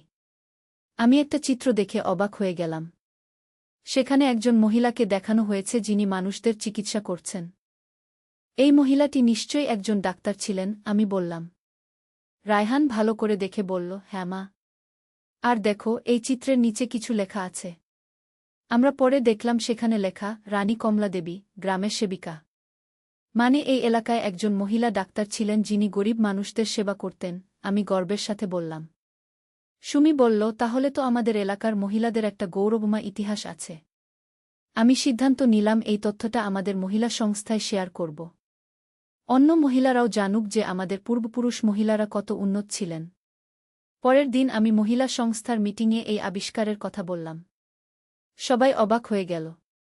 সংস্থার সদস্য রীতা বলল, প্রিয়াঙ্কা, এই তথ্য দিয়ে আমরা একটা প্রদর্শনী করতে পারি। আমরা সিদ্ধান্ত নিলাম একটা নারী ইতিহাস প্রদর্শনী করব। আমাদের বাড়িতেই এই প্রদর্শনী হবে। রায়হান আমাদের সাহায্য করল প্রদর্শনীর জন্য তথ্য সংগ্রহ করতে। সে জানতে পারল যে রানী কমলা দেবী শুধু ডাক্তারই ছিলেন না, তিনি একজন শিক্ষিকাও ছিলেন। প্রদর্শনীর দিন অনেক মানুষ এসেছিল। এমনকি পাশের জেলা থেকেও মানুষ এসেছিল। একজন বয়স্ক মহিলা এসে আমাকে বললেন, আমার দাদিমা আমাকে রানী কমলা দেবীর গল্প বলতেন। আমি ভাবতাম ওটা রূপকথার গল্প। এখন তো প্রমাণ পেয়ে গেলেন যে ওটা সত্যি ছিল, আমি বললাম। প্রদর্শনী এত সফল হল যে স্থানীয় টিভি চ্যানেল আমাদের ইন্টারভিউ নিল। আমাদের গল্প সারা দেশে পৌঁছে গেল। কয়েক সপ্তাহ পর ঢাকা থেকে একজন ইতিহাসবিদ আমাদের সাথে দেখা করতে এলেন। তিনি আমাদের আবিষ্কার নিয়ে একটা গবেষণাপত্র লিখবেন বলে জানালেন। রায়হান তার সাথে অনেক আলোচনা করল। ইতিহাসবিদ বললেন, তুমি খুব মেধাবী। তোমার ভবিষ্যৎ উজ্জ্বল। এদিকে সুমি তার স্কুলে ইয়ং হিস্টোরিয়ান পুরস্কার পেল। সে আমাদের পারিবারিক আবিষ্কারের উপর একটা প্রেজেন্টেশন দিয়েছিল। রজতের বই প্রকাশ হওয়ার পর অনেক পাঠক আমাদের বাড়িতে আসতে শুরু করল। আমাদের বাড়ি এখন একটা পর্যটন স্থান হয়ে উঠেছে। আমি সিদ্ধান্ত নিলাম আমাদের বাড়িতে একটা ছোট ক্যাফে খুলব, যেখানে দর্শনার্থীরা চা-নাশতা করতে পারবেন আর আমাদের আবিষ্কারের গল্প শুনতে পারবেন। ক্যাফেটা খোলার পর আমাদের আয় বেড়ে গেল। আমরা সেই আয় দিয়ে আরও ইতিহাস গবেষণায় বিনিয়োগ করলাম। রায়হান এখন একটা ইউটিউব চ্যানেল চালু করেছে যেখানে সে ইতিহাসের গল্প বলে। তার চ্যানেলে হাজার হাজার সাবস্ক্রাইবার। সুমিও তার ভাইয়ার সাথে মাঝে মাঝে ভিডিও বানা। তার স্কুলের বন্ধুরা তাকে ইতিহাসের রানী বলে ডাকে। রজত তার দ্বিতীয় বই লিখছেন। এবারের বিষয় রানী কমলা দেবীর জীবনী। তিনি বিভিন্ন জায়গা থেকে তথ্য সংগ্রহ করছেন। আমি এখন স্থানীয় ইতিহাস কমিটির একজন সদস্য। আমাদের এলাকার অন্যান্য ঐতিহাসিক স্থান খুঁজে বের করা আমার কাজ। গত মাসে আমরা আরেকটি পুরানো বাড়িতে একটা গুপ্ত সুড়ঙ্গ পেয়েছি। সেটা নিয়েও গবেষণা চলছে। আমাদের পরিবারের এই সাফল্য দেখে এলাকার অন্যান্য পরিবারও তাদের বাড়িঘরের ইতিহাস নিয়ে আগ্রহী হয়ে উঠেছে। গত সপ্তাহে আমাদের পাশের বাড়ির রহিম চাচা একটা পুরানো তলোয়ার পেয়েছেন তার মাচার নিচে। সেটাও মুঘল আমলের বলে মনে করা হচ্ছে। আমাদের এলাকা এখন হেরিটেজ ভিলেজ হিসেবে পরিচিত। সরকার এখানে একটা হেরিটেজ মিউজিয়াম বানানোর কথা ভাবছে। আমি যখন এই সব অগ্রগতির কথা ভাবি, তখন মনে পড়ে যায় সেই দিনের কথা যেদিন রায়হান আমাকে জয়েন্ট অ্যাকাউন্ট খোলার কথা বলেছিল। সেদিন আমি ভেবেছিলাম এটা একটা সাধারণ ব্যাংকিং বিষয়। কিন্তু আসলে সেটাই ছিল আমাদের এই অসাধারণ যাত্রার শুরু। আজ আমি বুঝতে পারি যে জীবনে কখন কি ঘটবে তা কেউ জানে না। একটা ছোট ঘটনা থেকে কত বড় পরিবর্তন আসতে পারে। আমাদের পরিবার এখন শুধু আমাদের নিজেদের জন্য নয়, সমাজের জন্য কাজ করছে। আমরা আমাদের ইতিহাস সংরক্ষণ করছি, নতুন প্রজন্মের কাছে পৌঁছে দিচ্ছি। রায়হান এখন বলে, মা, আমার সেই জয়েন্ট অ্যাকাউন্টের আইডিয়া কেমন ছিল? আমি হেসে বলি, খুবই ভালো ছিল। তবে যা পেয়েছি তা টাকার চেয়ে অনেক বেশি মূল্যবান। সত্যিই, আমরা টাকার পরিবর্তে পেয়েছি ইতিহাস, গর্ব, সম্মান আর একটা উদ্দেশ্যময় জীবন। আজ যখন আমি আমাদের বাড়ির গুপ্ত কক্ষে বসে এই গল্প লিখছি, তখন মনে হচ্ছে যেন আমি একটা স্বপ্নের মধ্যে আছি। কিন্তু এটা কোনো স্বপ্ন নয়, এটা আমাদের বাস্তব জীবন। একটা জীবন যা ইতিহাসের সাথে মিশে গেছে। আমাদের এই গল্প শুনে অনেকেই অনুপ্রাণিত হয়েছেন। তারাও তাদের নিজেদের ইতিহাস খুঁজে বের করার চেষ্টা করছেন। আমি বিশ্বাস করি প্রতিটা বাড়ির, প্রতিটা পরিবারের নিজস্ব একটা ইতিহাস আছে। শুধু সেটা খুঁজে বের করার অধৈর্য আর সাহস থাকতে হয়। আমাদের গল্পটা এখানেই শেষ। তবে আমাদের যাত্রা শেষ নয়। আমরা এখনও নতুন নতুন আবিষ্কারের অপেক্ষায় আছি। কে জানে আগামীকাল আবার কী রহস্য আমাদের জন্য অপেক্ষা করছে। আমরা প্রস্তুত সেই রহস্যের মুখোমুখি হতে। আর হ্যাঁ, রায়হানের সেই জয়েন্ট অ্যাকাউন্টটা এখনও আছে। সেখানে আমরা আমাদের সব আয় জমা রাখি আর ইতিহাস গবেষণায় খরচ করি। এভাবেই আমাদের পরিবারের একটি নতুন অধ্যায় শুরু হয়েছে, ইতিহাসের অভিভাবক হিসেবে। নূরের সন্ধান। একটি ইসলামিক গল্প। প্রথম অধ্যায়, অন্ধকারের মাঝে। বাগদাদের এক প্রত্যন্ত এলাকায় বাস করত ইউসুফ নামে এক যুবক। তার বয়স মাত্র ২০ বছর, কিন্তু জীবনের কঠিন পরীক্ষা তাকে অনেক পরিপক্ব করে তুলেছিল। ছোটবেলায় পিতামাতা উভয়কেই হারিয়ে সে একা বড় হয়েছিল তার দাদাজানের কাছে। দাদাজান ছিলেন একজন নেককার বৃদ্ধ মানুষ। তিনি ইউসুফকে কুরআন হাদিসের শিক্ষা দিয়েছিলেন, নামাজ রোজার গুরুত্ব বুঝিয়েছিলেন। কিন্তু গত বছর দাদাজানও চলে গেছেন আল্লাহর কাছে। এখন ইউসুফ একেবারেই একা। একাকিত্বের যন্ত্রণা ইউসুফ ধীরে ধীরে দিনের পথ থেকে দূরে সরে যেতে লাগল। নামাজ ছুটে যেত, কুরআন তিলাওয়াত বন্ধ হয়ে গেল। রোজগারের জন্য সে বাজারে একটা ছোট দোকানে কাজ নিল, কিন্তু সেখানকার পরিবেশও ভাল ছিল না। সহকর্মীরা সবসময় গীবত, পরনিন্দা আর অশ্লীল কথাবার্তা মত্ত থাকত। দিন যতই যেতে লাগল, ইউসুফের মনে অশান্তি ততই বাড়তে লাগল। রাতে ঘুম আসত না, খাবারে স্বাদ পেত না। মনে হতো যেন জীবনটাই অর্থহীন। সে ভাবতে লাগল, কেন আল্লাহ আমার সবকিছু কেড়ে নিলেন? আমার কি কোনো অপরাধ ছিল? এক শুক্রবার সন্ধ্যায় ইউসুফ বসেছিল তার ছোট্ট ঘরের জানালার পাশে। বাইরে বৃষ্টি পড়ছিল। হঠাৎ তার কানে এল আয়ানের সুমধুর আওয়াজ। মাগরিবের আয়ান। সেই পরিচিত সুরে তার মন কেমন যেন করে উঠল। দাদাজানের কথা মনে পড়ে গেল। দাদাজান সব সময় বলতেন, বেটা, যখন জীবনে অন্ধকার নেমে আসবে, তখন আল্লাহর কাছেই ফিরে যেতে হবে। তিনিই একমাত্র যিনি সব দুঃখকষ্টের সমাধান দিতে পারেন গো। দ্বিতীয় অধ্যায়, প্রথম আলো। পরদিন শনিবার। ইউসুফ স্বপ্নে দেখল তার দাদাজান তাকে ডাকছেন, ইউসুফ, তুমি পথ হারিয়ে ফেলেছ। আল্লাহর রহমত থেকে নিরাশ হজো না। তিনি অবশ্যই তোমার জন্য একটা পথ বের করে দেবেন। কিন্তু তোমাকে আগে তার কাছে ফিরে যেতে হবে গু। স্বপ্ন দেখে ইউসুফের মন ভাল হয়ে গেল। সে ফজরের আয়ানের আগেই উঠে পড়ল। অজু করে নামাজ পড়ল। কতদিন বাদে নামাজ শেষে সে দোয়া করল, হে আল্লাহ, আমি পথ হারিয়ে ফেলেছি। আমাকে সঠিক পথ দেখান। আমার জীবনে নূর দান করুন। সেদিন দোকানে গিয়ে ইউসুফ লক্ষ্য করল, একজন বয়স্ক লোক দোকানের সামনে দাঁড়িয়ে কিছু খুঁজছেন। তার পোশাক আশাক দেখে মনে হচ্ছিল তিনি দিনদার মানুষ। লম্বা দাড়ি, সাদা পোশাক, মাথায় সাদা টুপি। আসসালামু আলাইকুম ভাই, বৃদ্ধ লোকটি ইউসুফকে সালাম দিলেন। ওয়া আলাইকুমুসসালাম, ইউসুফ জবাব দিল। কতদিন বাদে কেউ তাকে সালাম দিল। ভাই, এই এলাকায় কোনো ভাল মসজিদ আছে কিনা জানেন? আমি নতুন এসেছি।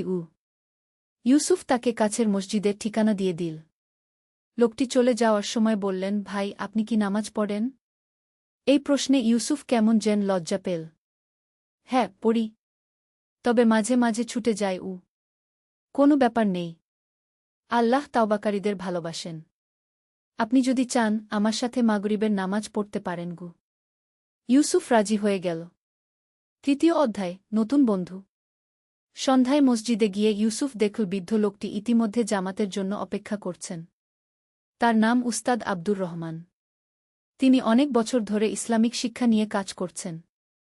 নামাজের পর উস্তাদ আব্দুর রহমান ইউসুফকে বললেন, ভাই, আপনার চোখে মুখে একটা দুঃখের ছায়া দেখতে পাচ্ছি। কোনো সমস্যা থাকলে বলতে পারেন। হয়তো কোনো সাহায্য করতে পারি। ইউসুফ প্রথমে দ্বিধা করল, কিন্তু উস্তাদের আন্তরিকতা দেখে সে তার সব কথা খুলে বলল। পিতামাতার মৃত্যু, দাদাজানের চলে যাওয়া, একাকিত্ব, দিন থেকে দূরে সরে যাওয়া, সব।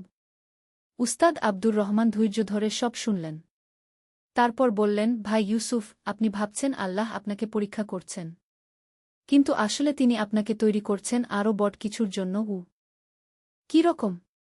দেখুন, হরত ইউসুফ এর কথা। তার ভাইয়েরা তাকে কূপে ফেলে দিল। তাকে দাস হিসেবে বিক্রি করা হল। তারপর মিথ্যা অভিযোগে জেলে দেওয়া হল। কিন্তু শেষ পর্যন্ত আল্লাহ তাকে মিশরের শাসক বানিয়ে দিলেন। কেন? কারণ প্রতিটি পরীক্ষা তাকে আরও শক্তিশালী করেছিল। ইউসুফের চোখে পানি এসে গেল। কিন্তু উস্তাদ, আমি তো তার মতো নবী নই। আমি একজন সাধারণ মানুষ। হ্যাঁ, কিন্তু আল্লাহর রহমত সবার জন্য। তিনি কুরআনে বলেছেন, যারা ঈমান আনে এবং সৎকাজ করে, তাদের জন্য রয়েছে চিরস্থায়ী সুখের বাগান। আপনিও পারবেন, শুধু আল্লাহর উপর ভরসা রাখতে হবে। চতুর্থ অধ্যায়, শিক্ষার শুরু। উস্তাদ আব্দুর রহমান ইউসুফকে প্রতিদিন মাগরিবের পর মসজিদে আসার জন্য অনুরোধ করলেন। আমি আপনাকে কুরআন হাদিসের কিছু শিক্ষা দিতে চাই। দেখবেন আপনার জীবনে কত পরিবর্তন আসে। প্রথমে ইউসুফ একটু দ্বিধায় ছিল। কাজের পর ক্লান্তি লাগত। কিন্তু উস্তাদের কথায় সে রাজি হল। প্রথম দিন উস্তাদ ইউসুফকে সূরা ফাতিহা সম্পর্কে বিস্তারিত বুঝিয়ে দিলেন। ইউসুফ ভাই, দেখুন এই আয়াত, ইয়াকা নাবুদু ওয়া ইজাকা নাস্তাইন, এর অর্থ হল, আমরা শুধু তোমারই ইবাদত করি এবং শুধু তোমারই সাহায্য প্রার্থনা করি। এই একটা আয়াতেই আল্লাহ আমাদের জীবনের সব সমস্যার সমাধান দিয়ে দিয়েছেন। কিভাবে উস্তাদ?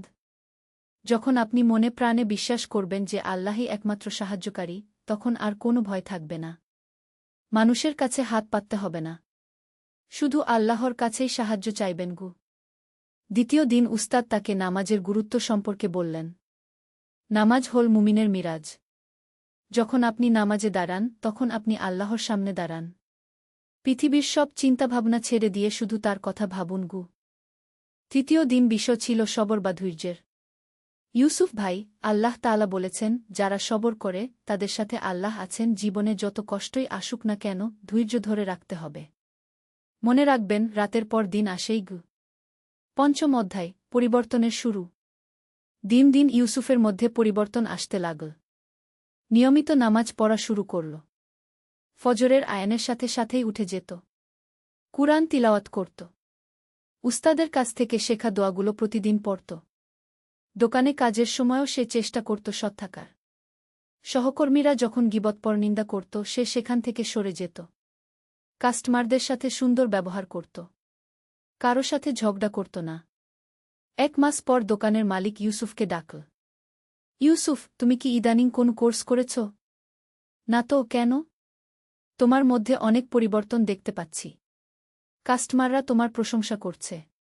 তুমি সব সময় হাসি মুখে কাজ করছ। আমি তোমার বেতন বাড়িয়ে দিতে চাই। ইউসুফ অবাক হয়ে গেল। সে তো কোনো বিশেষ কিছু করেনি, শুধু ইসলামিক শিক্ষামতে চলার চেষ্টা করেছে। সেদিন সন্ধ্যায় মসজিদে গিয়ে সে উস্তাদকে এই খবর জানাল। উস্তাদ হেসে বললেন, ভাই, এটাই হল ইসলামের শক্তি। যখন আপনি আল্লাহর সন্তুষ্টির জন্য কাজ করেন, তখন তিনি আপনার জন্য পথ তৈরি করে দেন। ষষ্ঠ অধ্যায়, নতুন দায়িত্ব। বেতন বৃদ্ধি পাওয়ার পর ইউসুফ চিন্তা করল, এই অতিরিক্ত টাকা দিয়ে সে কি করবে।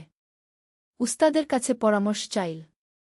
উস্তাদ বললেন, ইউসুফ ভাই, আল্লাহ যখন আমাদের রিজিক বাড়িয়ে দেন, তখন আমাদের দায়িত্বও বাড়ে। গরিব দুঃখীদের সাহায্য করুন। এতিমদের খোঁজ নিন। মসজিদের কাজে সাহায্য করুন। ইউসুফ তাই করতে লাগল। প্রতি মাসে তার বেতনের একটা অংশ গরিব মানুষদের মধ্যে বিতরণ করতে লাগল। মসজিদের পরিষ্কার পরিচ্ছন্নতার কাজে সাহায্য করতে লাগল। একদিন সে জানতে পারল, তার পাড়ার এক বিধবা মহিলার ছোট ছেলেটা অসুস্থ।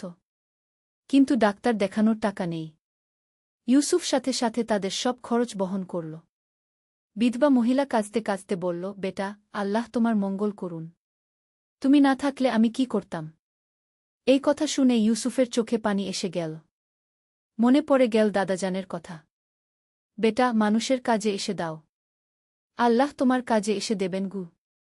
সপ্তম অধ্যায়, বড় পরীক্ষা। জীবন যখন স্বাভাবিক হয়ে আসছিল, তখনই এল এক বড় পরীক্ষা। দোকানের মালিক অসুস্থ হয়ে পড়ল। তার ছেলে দোকান দেখাশোনা করতে এল। কিন্তু সে ছিল একদম অন্য রকমের মানুষ। নতুন মালিক ইউসুফকে বলল, দেখো, ব্যবসায় লাভ বাড়াতে হবে। কাস্টমারদের কাছে দামি জিনিসগুলো বেশি দামে বেচতে হবে। তারা না কিনলে বুঝিয়ে সুঝিয়ে কিনতে বাধ্য করতে হবে। ইউসুফ বলল, কিন্তু এটা তো ঠকানো হবে। ইসলামে এটা হারাম। ধর্মের কথা এখানে আনবেন না। এটা ব্যবসা। সবাই এভাবেই করে কি। ইউসুফ খুব চিন্তায় পড়ে গেল। এই কাজ করা তার জন্য হারাম। কিন্তু কাজ না করলে চলবে কিভাবে। সেদিন সন্ধ্যায় উস্তাদের কাছে গিয়ে সব বলল। উস্তাদ বললেন, ইউসুফ ভাই, আল্লাহ তাআলা বলেছেন, যে আল্লাহকে ভয় করে, তিনি তার জন্য বের হওয়ার পথ করে দেন এবং তাকে এমন জায়গা থেকে রিজিক দেন যা সে কল্পনাও করতে পারে না। কিন্তু উস্তাদ, চাকরি চলে গেলে খাব কি। আল্লাহর উপর ভরসা রাখুন। তিনি আপনাকে হারাম কাজ করতে বলেননি। হালাল রিজিকের জন্য সবর করুন। দেখবেন তিনি আরও ভালো কিছু দিয়ে দেবেন। অষ্টম অধ্যায়, ঈমানের পরীক্ষা। পরদিন ইউসুফ দৃঢ়তার সাথে নতুন মালিককে বলল, সর, আমি এই কাজ করতে পারব না। এটা আমার ধর্মীয় বিশ্বাসের বিরুদ্ধে। মালিক রেগে মেগে বলল, তাহলে চাকরি ছেড়ে দাও। আমার এই ধরনের কর্মী দরকার নেই। ইউসুফ মাথা নিচু করে বলল, ঠিক আছে স্যার। সেদিনই তার চাকরি চলে গেল। বাড়িতে এসে ইউসুফ নামাজের জায়নামাজে বসে দোয়া করল। হে আল্লাহ, আমি আপনার সন্তুষ্টির জন্য হারাম কাজ করিনি। এখন আপনি আমার একমাত্র আশ্রয়। আমাকে হালাল রিজিক দান করুন। কয়েকদিন কেটে গেল। ইউসুফ বিভিন্ন জায়গা চাকরির খোঁজ করল, কিন্তু কোথাও ভালো কিছু পেল না। কিন্তু সে হতাশ হল না। নিয়মিত নামাজ তিলাওয়াত করত। উস্তাদের কাছে গিয়ে দিনের শিক্ষা নিত। এক সপ্তাহ পর জুমার নামাজ পড়তে গিয়ে ইউসুফ দেখল, মসজিদে এক অচেনা ভদ্রলোক বসে আছেন। নামাজের পর সেই ভদ্রলোক তার কাছে এলেন। ভাই, আমি আপনাকে আগে কোথায় যেন দেখেছি। ইউসুফ মনে করার চেষ্টা করল।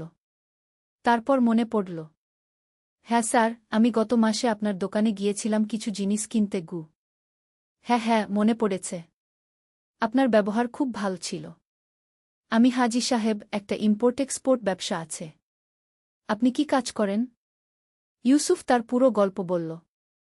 হাজি সাহেব শুনে বললেন, মাশাল্লাহ, ধর্মের জন্য চাকরি ছেড়ে দিয়েছেন। এমন মানুষ এখন খুব কমই আছে। আমার একটা প্রস্তাব আছে। নবম অধ্যায়, নতুন সূচনা। হাজি সাহেব ইউসুফকে তার অফিসে নিয়ে গেলেন। সেখানে দেখিয়ে বললেন, দেখুন, আমার ব্যবসা অনেক বড়, কিন্তু সততার সাথে কাজ করার মতো মানুষ পাওয়া কঠিন। আপনি যদি রাজি হন, তাহলে আমার সহকারী হিসেবে কাজ করতে পারেন। ইউসুফ খুশিতে বলল, অবশ্যই স্যার, কিন্তু আমার একটা শর্ত আছে। কি। যদি কোনো কাজ ইসলামের বিরুদ্ধে হয়, সেটা আমি করতে পারব না। হাজি সাহেব হেসে বললেন, এজন্যই তো আপনাকে নিতে চাচ্ছি। আমিও চাই আমার ব্যবসা সম্পূর্ণ হালাল হোক। আপনি আমাকে সাহায্য করুন। ইউসুফের নতুন জীবন শুরু হল। হাজি সাহেবের সাথে কাজ করতে গিয়ে সে শিখল কিভাবে ইসলামিক নীতিমালা মেনে ব্যবসা করতে হয়। হাজী সাহেব তাকে বিভিন্ন দেশের সাথে ব্যবসার কাজ শেখালেন। কয়েক মাসের মধ্যে ইউসুফ একজন দক্ষ ব্যবসায়ী হয়ে উঠল। তার বেতনও আগের চেয়ে 3 গুণ বেড়ে গেল। কিন্তু সবচেয়ে বড় কথা, সে এমন একটা কাজ পেল যেটা তার ধর্মীয় বিশ্বাসের সাথে সামঞ্জস্যপূর্ণ। 10ম অধ্যায়, সমাজসেবার পথে। একদিন হাজী সাহেব ইউসুফকে বললেন, ভাই, আল্লাহ আমাদের ব্যবসায় অনেক বরকত দিয়েছেন। এখন আমাদের উচিত সমাজের জন্য কিছু করা। আপনার কি মতো? ইউসুফ বলল, হ্যাঁ স্যার, আমিও এমনটাই ভাবছিলাম। তারা মিলে সিদ্ধান্ত নিলেন একটা দাতব্য সংস্থা গঠন করবেন।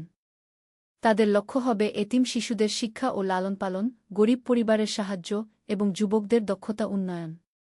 উস্তাদ আব্দুর রহমানও এই কাজে যুক্ত হলেন। তিনি ইসলামিক শিক্ষার বিষয়গুলো দেখাশোনা করতে লাগলেন। 3 মাসের মধ্যে তাদের সংস্থা নূর ফাউন্ডেশন নামে যাত্রা শুরু করল। প্রথম প্রকল্প হিসেবে তারা 500 জন এতিম শিশুর শিক্ষার দায়িত্ব নিলেন। ইউসুফ নিজেই সন্ধ্যায় এই শিশুদের পড়াতে যেতেন। শুধু পার্থিব বিষয় নয়, কুরআন হাদিস, ইসলামিক আদব কায়দাও শেখাতেন। একদিন একটা ছোট্ট ছেলে তাকে জিজ্ঞেস করল, ভাইয়া, আপনি কেন আমাদের এত সাহায্য করেন?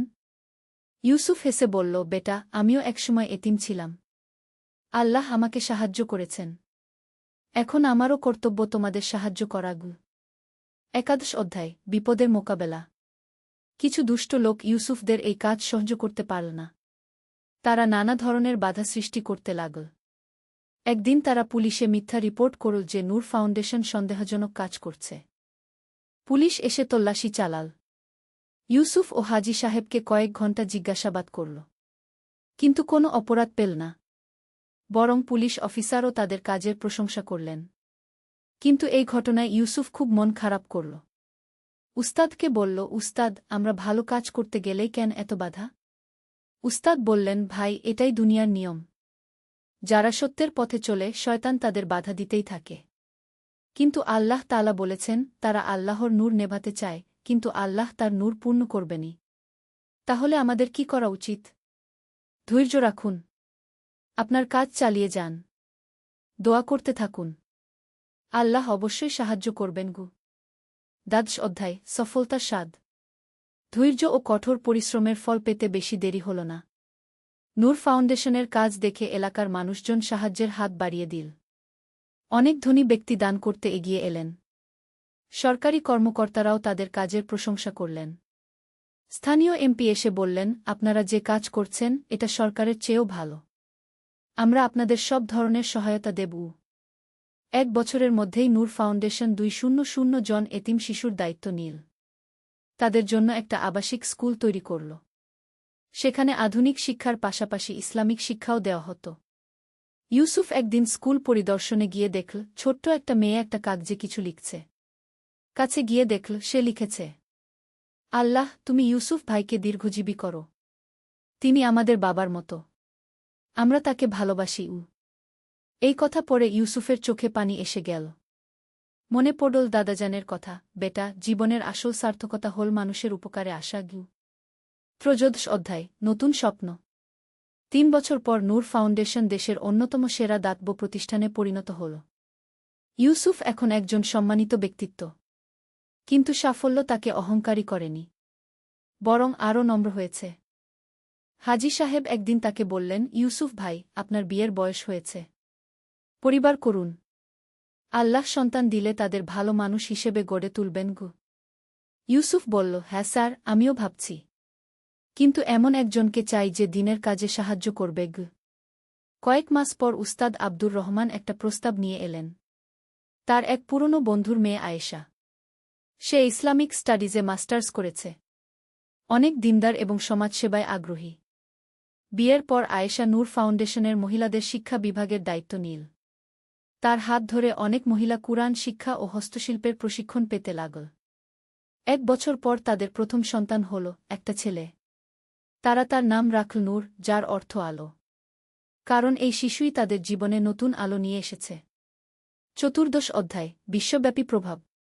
নূর ফাউন্ডেশনের সুনাম দেশের সীমানা পেরিয়ে বিদেশেও পৌঁছে গেল। বিভিন্ন দেশের ইসলামিক সংস্থা তাদের সাথে কাজ করতে আগ্রহ প্রকাশ করল। ইউসুফ ও তার টিম একটা আন্তর্জাতিক সম্মেলনে যোগ দিল। সেখানে তারা তাদের কাজের অভিজ্ঞতা শেয়ার করল। অনেক দেশের প্রতিনিধিরা তাদের পদ্ধতি অনুসরণ করতে আগ্রহ দেখাল। একজন আমেরিকান মুসলিম ব্যবসায়ী ইউসুফকে বললেন, brother, your story is inspiring. Can you help us start something similar in our country? Yusuf রাজি হয়ে গেল। তারা সিদ্ধান্ত নিল নূর ফাউন্ডেশনের আন্তর্জাতিক শাখা খোলার। পরবর্তী ৩ বছরে তাদের শাখা খুলল আমেরিকা, কানাডা, ইংল্যান্ড, অস্ট্রেলিয়া এবং মালয়েশিয়ায়। সবখানেই একই নীতি, হালাল উপায়ে অর্থ সংগ্রহ এবং এতিম শিশু ও গরিবদের সাহায্য। ৫ম অধ্যায়, পরবর্তী প্রজন্মের জন্য। ১০ বছর পর ইউসুফের এখন ৩টি সন্তান, নূর, হুদা আর তাহা। ৩টি শিশুই খুবই ভালো। তারা ছোটবেলা থেকেই পিতামাতার কাছে দ্বীনের শিক্ষা পেয়েছে। নূর এখন ১০ বছর বয়সী। সে প্রায়ই বাবার সাথে ফাউন্ডেশনে যায়। এতিম শিশুদের সাথে খেলে, তাদের গল্প বলে। একদিন নূর তার বাবাকে জিজ্ঞেস করল, আব্বু, আপনি কেন এতিম বাচ্চাদের এত ভালোবাসেন? ইউসুফ তার ছেলেকে কোলে নিয়ে বলল, বেটা, আব্বু একসময় এতিম ছিল। আল্লাহ আমাকে সাহায্য করেছেন। এখন আমার কর্তব্য অন্যদের সাহায্য করা। আব্বু, আমিও বড় হয়ে এতিম বাচ্চাদের সাহায্য করব। এই কথা শুনে ইউসুফ খুশিতে তার ছেলেকে জড়িয়ে ধরল। মনে মনে আল্লাহর শুকরিয়া আদায় করল। ১৬ অধ্যায়, উস্তাদের বিদায়। এদিকে উস্তাদ আব্দুর রহমানের বয়স অনেক হয়েছে। তিনি এখন ৮০ বছরের বৃদ্ধ। কিন্তু এখনও মসজিদে তালিম দেন। নূর ফাউন্ডেশনের কাজেও সাহায্য করেন। একদিন তিনি অসুস্থ হয়ে পড়লেন। ইউসুফ সাথে সাথে তাকে হাসপাতালে নিয়ে গেল। ডাক্তার বলল, তার অবস্থা গুরুতর। হাসপাতালের বেডে শুয়ে উস্তাদ ইউসুফকে ডাকলেন। ইউসুফ ভাই, আসুন। ইউসুফ কাছে গেল। উস্তাদ তার হাত ধরে বললেন, আমার সময় শেষ হয়ে এসেছে। কিন্তু আমি খুশি। আপনি আমার স্বপ্নকে বাস্তব করেছেন। উস্তাদ, এমন কথা বলবেন না। আল্লাহ আপনাকে সুস্থ করে দেবেন। না ভাই, আমি বুঝতে পারছি। আমার একটা অনুরোধ আছে। বলুন উস্তাদ। আপনি যে কাজ শুরু করেছেন সেটা চালিয়ে যাবেন। আরও মানুষকে দ্বীনের দাওয়াত দেবেন। আল্লাহর নূর সারা পৃথিবীতে ছড়িয়ে দেবেন। ৩ দিন পর উস্তাদ আব্দুর রহমান ইন্তেকাল করলেন। তার জানাজায় হাজার হাজার মানুষ এসেছিল। সবার চোখে পানি। ইউসুফ তার কবরের পাশে দাঁড়িয়ে মনে মনে অঙ্গীকার করল, উস্তাদ, আপনার স্বপ্ন পূরণ করব। আল্লাহর নূর পৃথিবীর প্রতিটি কোণে পৌঁছে দেব। ৭ম অধ্যায়, নতুন উদ্যোগ। উস্তাদের মৃত্যুর পর ইউসুফ আরও দৃঢ়সংকল্প হল। তিনি নতুন কয়েকটি প্রকল্প হাতে নিলেন। প্রথমত, নূর একাডেমিক নামে একটি অনলাইন প্ল্যাটফর্ম চালু করলেন। এখানে বিনামূল্যে ইসলামিক শিক্ষা দেওয়া হয়।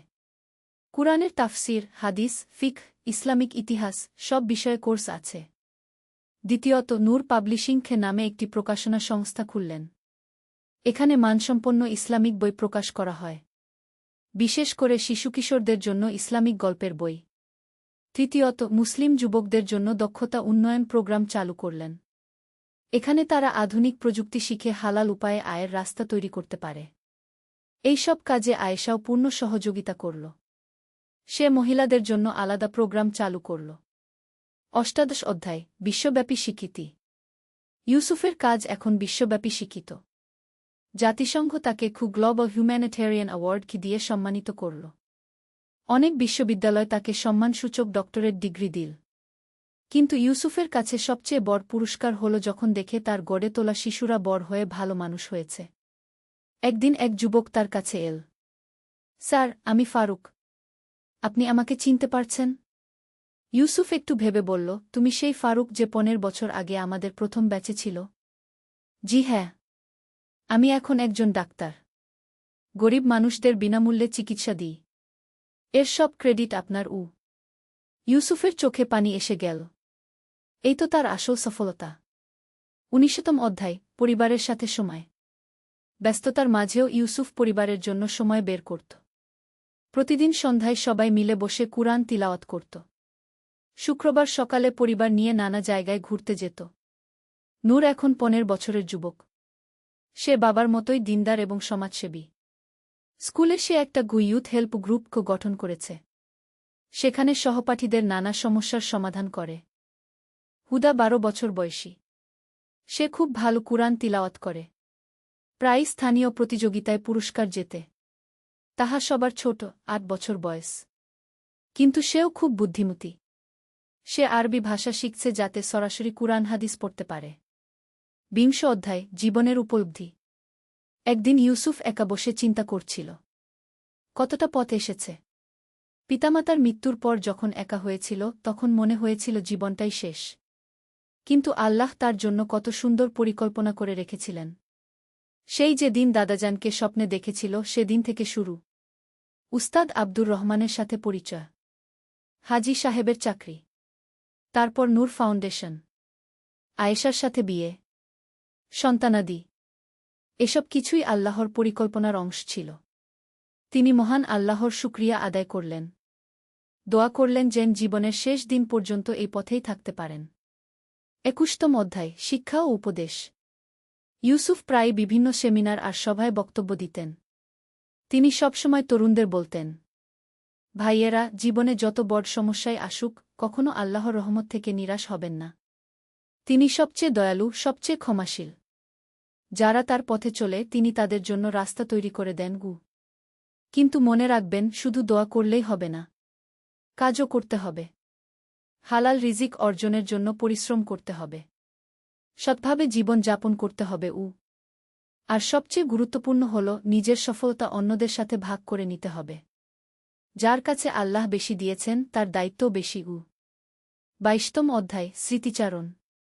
একদিন ইউসুফ আর আয়েশা তাদের পুরানো এলাকায় গেল। সেই জায়গায় যেখানে ইউসুফ একসময় দাদাজানের সাথে থাকত। বাড়িটা এখন আর নেই। সেখানে একটা আধুনিক বিল্ডিং হয়েছে। কিন্তু ইউসুফের মনে সব স্মৃতি জ্বলজ্বল করে।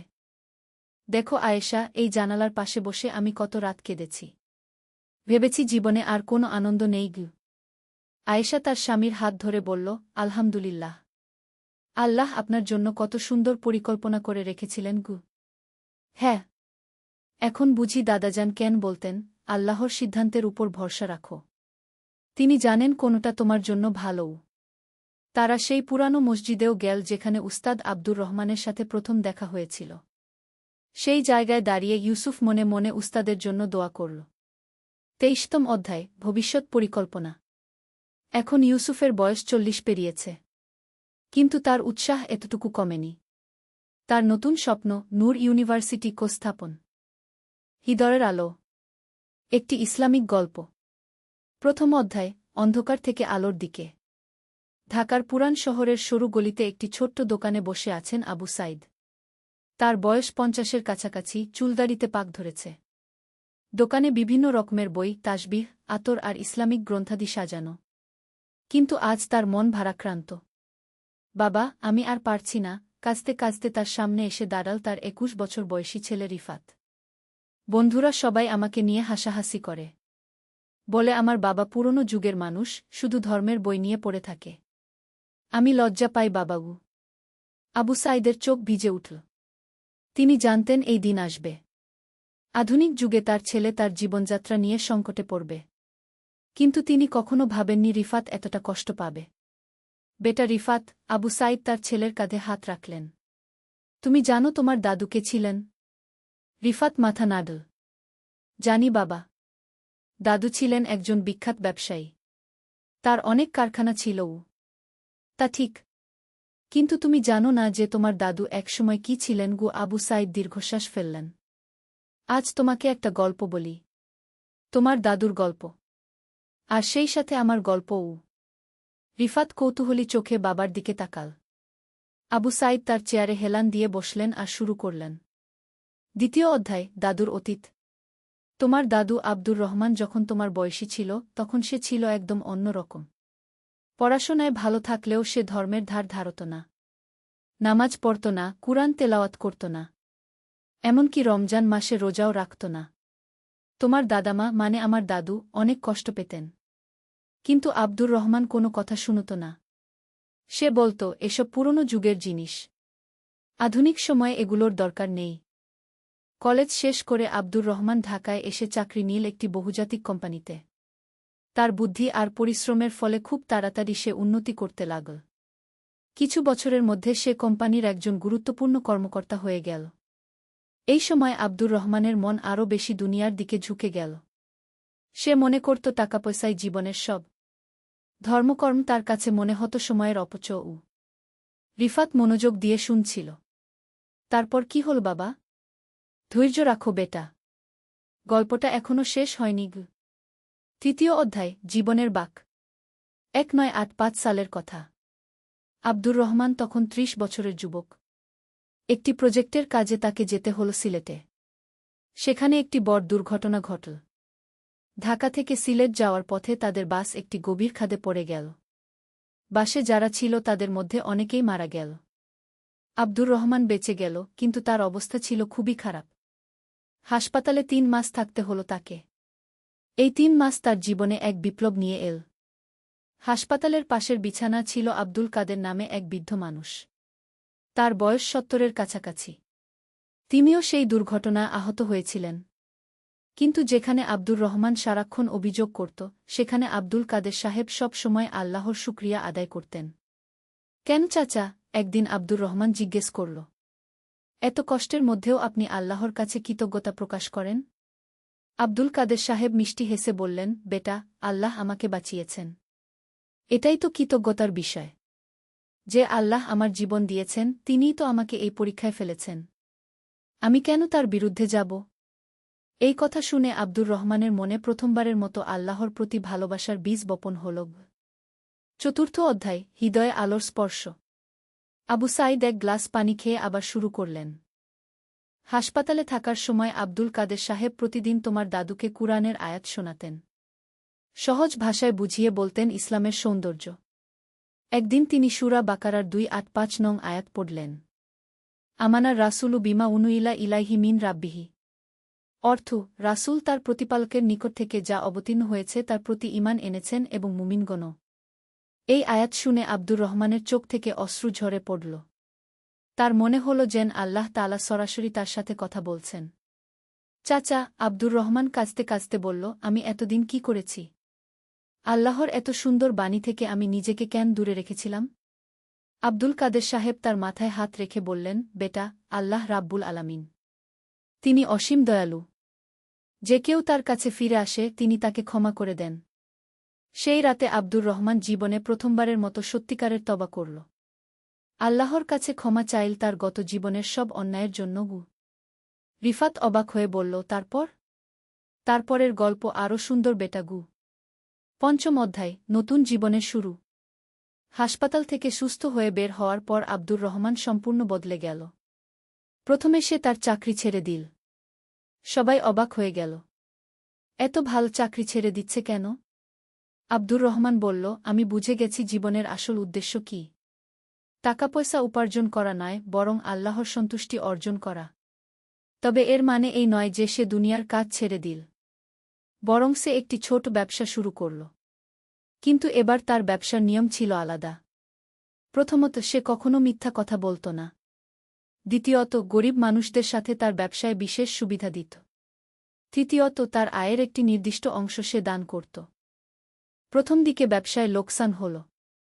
কিন্তু আব্দুর রহমান হতাশ হল না। সে বলত, আল্লাহ রিজিকদাতা। তিনি চাইলে আমাকে রিজিক দেবেন, না চাইলে দেবেন না। আমি শুধু সততার সাথে চেষ্টা করে যাব। আল্লাহর কুদরত দেখো বেটা। ধীরে ধীরে তার ব্যবসা বাড়তে লাগল। মানুষ তার সততার কথা জানতে পারল। দূরদূরান্ত থেকে মানুষ তার কাছে ব্যবসা করতে আসতও। রিফাতের চোখে এখন আগ্রহের চমক। ওয়াও বাবা! তারপর? ষষ্ঠ অধ্যায়, সমৃদ্ধির পথে। 5 বছরের মধ্যে আব্দুর রহমানের ব্যবসা অনেক বড় হয়ে গেল। কিন্তু সম্পদ বাড়ার সাথে সাথে তার ইবাদতও বাড়ছিল। প্রতিদিন ফজরের নামাজ জামাতের সাথে পড়ত। দোকান খোলার আগে কুরআন তেলাওয়াত করত। জুমার নামাজ কখনো মিস করত না। কিন্তু সবচেয়ে বড় কথা, সে দরিদ্র মানুষদের সাহায্য করত। এতিম বাচ্চাদের পড়াশোনার খরচ দিত। বিধবা মহিলাদের সহায়তা করত। একবার তার এলাকায় বন্যা হল। অনেক মানুষ গৃহহীন হয়ে গেল। আব্দুর রহমান নিজের বাড়ির পাশে একটি অস্থায়ী ক্যাম্প বানিয়ে সেখানে ক্ষতিগ্রস্ত পরিবারগুলোকে থাকার ব্যবস্থা করল। নিজের খরচে তাদের খাবার দাবার দিল। মানুষ তাকে বলত, আব্দুর রহমান ভাই, আপনি এত খরচ করেন কেন? আপনার নিজের তো পরিবার আছে। আব্দুর রহমান হেসে উত্তর দিত, আল্লাহ আমাকে যা দিয়েছেন সেটা তো আমানত। এই আমানত আমাকে সঠিক জায়গায় খরচ করতে হবে। আর আল্লাহর রাস্তায় যা খরচ করা হয় তা কখনো কমে না, বরং বেড়ে যায়। আর সত্যিই তাই হল। যত বেশি দান করত তার ব্যবসা তত বেশি লাভজনক হতো। 10 বছরের মধ্যে সে শহরের একজন সফল ব্যবসায়ী হয়ে উঠল। কিন্তু বেটা, সম্পদ তার চরিত্র পরিবর্তন করতে পারেনি। সে আগের মতোই সহজ সরল জীবনযাপন করত। 7ম অধ্যায়, পিতা হিসেবে। 1995 সালে আব্দুর রহমানের বিয়ে হল। তোমার দাদিমা ফাতিমা খুবই ভালো মহিলা ছিলেন। তিনিও আব্দুর রহমানের মতো ধর্মপ্রাণ। 1996 সালে আমার জন্ম হল। আব্দুর রহমান যখন আমাকে প্রথম কোলে নিলেন তখন তিনি কান্নায় ভেঙে পড়লেন। তিনি বললেন, ইয়া আল্লাহ, তুমি আমাকে এত বড় আমানত দিলে। আমাকে শক্তি দাও যাতে আমি এই সন্তানকে সঠিক পথে গড়ে তুলতে পারি। ছোটবেলা থেকেই তিনি আমাকে ইসলামের শিক্ষা দিতেন। কিন্তু কোনো জোরজবরদস্তি ছিল না। তিনি নিজের জীবনের উদাহরণ দিয়ে আমাকে শেখাতেন। যখন আমি নামাজ পড়তে চাইতাম না, তিনি আমাকে বকাঝকা করতেন না। বরং বলতেন, বেটা, নামাজ তো আল্লাহর সাথে কথা বলার সুযোগ। তুমি চাইলে পড়বে, না চাইলে পড়বে না। কিন্তু জানো, আমি যখন নামাজ পড়ি তখন আল্লাহর কাছে তোমার জন্য দোয়া করি। এই কথা শুনে আমার মনে কৌতূহল জাগত। আল্লাহর সাথে কথা বলা, এ তো বেশ মজার ব্যাপার। ধীরে ধীরে আমি নিজে থেকেই নামাজের প্রতি আগ্রহী হয়ে উঠলাম। আব্দুর রহমান আমাকে সব সময় বলতেন, সাইদ, মনে রাখো, ইসলাম শুধু কিছু রীতিনীতি নয়। ইসলাম হল একটি পূর্ণাঙ্গ জীবন ব্যবস্থা, যা তোমার হৃদয়কে পরিশুদ্ধ করবে, তোমার চরিত্রকে সুন্দর করবে। 8ম অধ্যায়, বিপদের সময়। 2005 সালে আব্দুর রহমানের জীবনে একটি বড় বিপদ এল। তার প্রধান ব্যবসায়িক অংশীদার তাকে প্রতারণা করল। প্রায় সব সম্পত্তি হারিয়ে ফেল। আমি তখন 9ম শ্রেণীতে পড়ি। বাড়িতে হঠাৎ অভাব দেখা দিল। কিন্তু আব্দুর রহমান একটুও বিমর্ষ হলেন না। সাইদ, তিনি আমাকে বললেন, এটা আল্লাহর পরীক্ষা। দেখো আমি কেমন এই পরীক্ষায় উত্তীর্ণ হতে পারি। তিনি আবার ছোট ছোট ব্যবসা শুরু করলেন। হকারি করলেন। কিন্তু কখনো মিথ্যা বলেননি, কারো সাথে প্রতারণা করেননি। একদিন আমি তাকে বললাম, বাবা, অন্যেরা প্রতারণা করে টাকা কামায়। আপনিও কেন পারেন না? তিনি আমার দিকে গভীর দৃষ্টিতে তাকিয়ে বললেন, সাইদ, আমি একবার আল্লাহকে ভুলে গিয়েছিলাম। সেটা ছিল আমার জীবনের সবচেয়ে অন্ধকার সময়। আজ যদি আবার সেই পথে যাই তাহলে আমার এই জীবন পরিবর্তনের কোনো মানে হবে না। আল্লাহ চাইলে আমাকে রিজিক দেবেন। আমি ধৈর্য রাখব। সত্যি আল্লাহ তাকে ধৈর্যের পুরস্কার দিলেন। 3 বছরের মধ্যে তিনি আবার প্রতিষ্ঠিত হয়ে গেলেন। 9ম অধ্যায়, শিক্ষার গুরুত্ব। আবু সাইদ রিফাতের দিকে তাকিয়ে বললেন, তোমার দাদু আমাকে সব সময় বলতেন জ্ঞান অর্জন করতে। কিন্তু শুধু পার্থিব জ্ঞান নয়, ধর্মীয় জ্ঞানও। সাইদ, তিনি বলতেন, হাদিস শরীফে আছে, তালাবুল ইলমি ফারিদাতুন আলা কুল্লি মুসলিম। জ্ঞান অর্জন করা প্রত্যেক মুসলমানের জন্য ফরজ। আমি স্কুল কলেজে ভালো ছাত্র ছিলাম। কিন্তু সেই সাথে আব্দুর রহমান আমাকে কুরআন হাদিস শেখাতেন। আরবি ভাষা শিখিয়েছিলেন। বিশ্ববিদ্যালয়ে ইসলামিক স্টাডিজে অনার্স করলাম। আব্দুর রহমান খুশি হলেন। চমৎকার সাইদ, এখন তুমি দুনিয়া ও আখিরাত দুটোর জন্যই প্রস্তুত। কিন্তু বেটা, আমি এখানে একটা ভুল করলাম।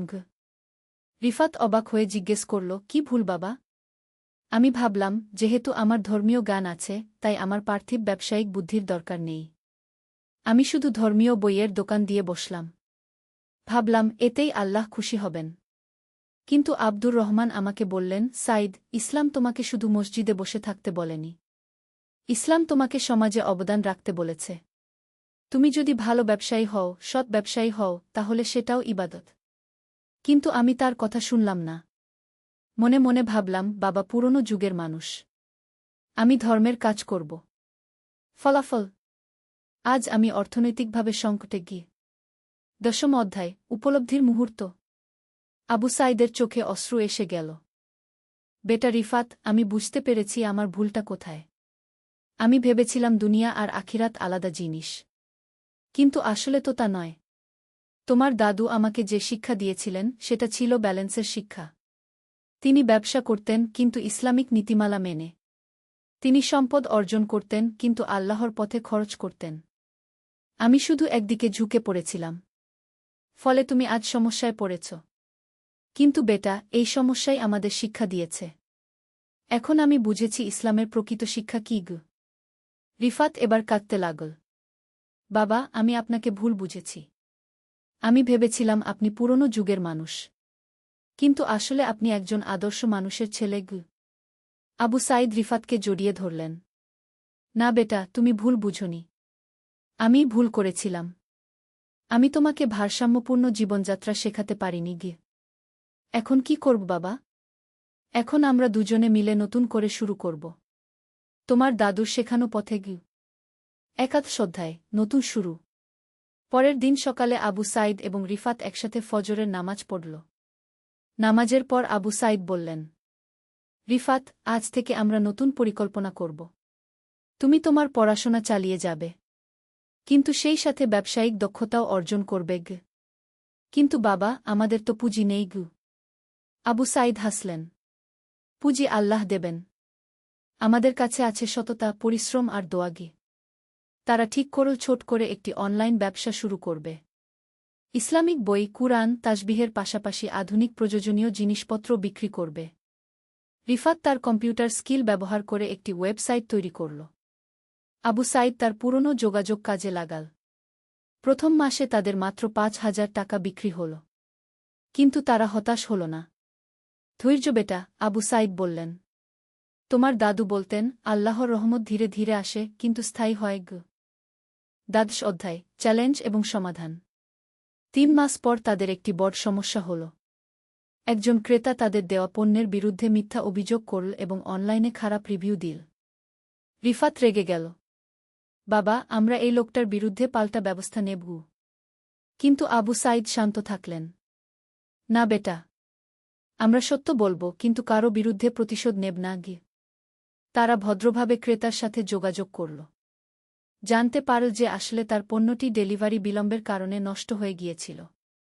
আবু সাঈদ এবং রিফাত তৎক্ষণাৎ তার টাকা ফেরত দিয়ে দিল এবং নতুন পণ্য পাঠিয়ে দিল, কোনো অতিরিক্ত চার্জ ছাড়াই। ক্রেতা লজ্জিত হয়ে গেল। সে তার খারাপ রিভিউ মুছে দিয়ে তার পরিবর্তে একটি চমৎকার রিভিউ দিল। এই ঘটনা অন্যান্য ক্রেতাদের কাছে পৌঁছে গেল। মানুষ বুঝতে পারল যে আবু সাঈদ এবং রিফাত সৎ ব্যবসায়ী।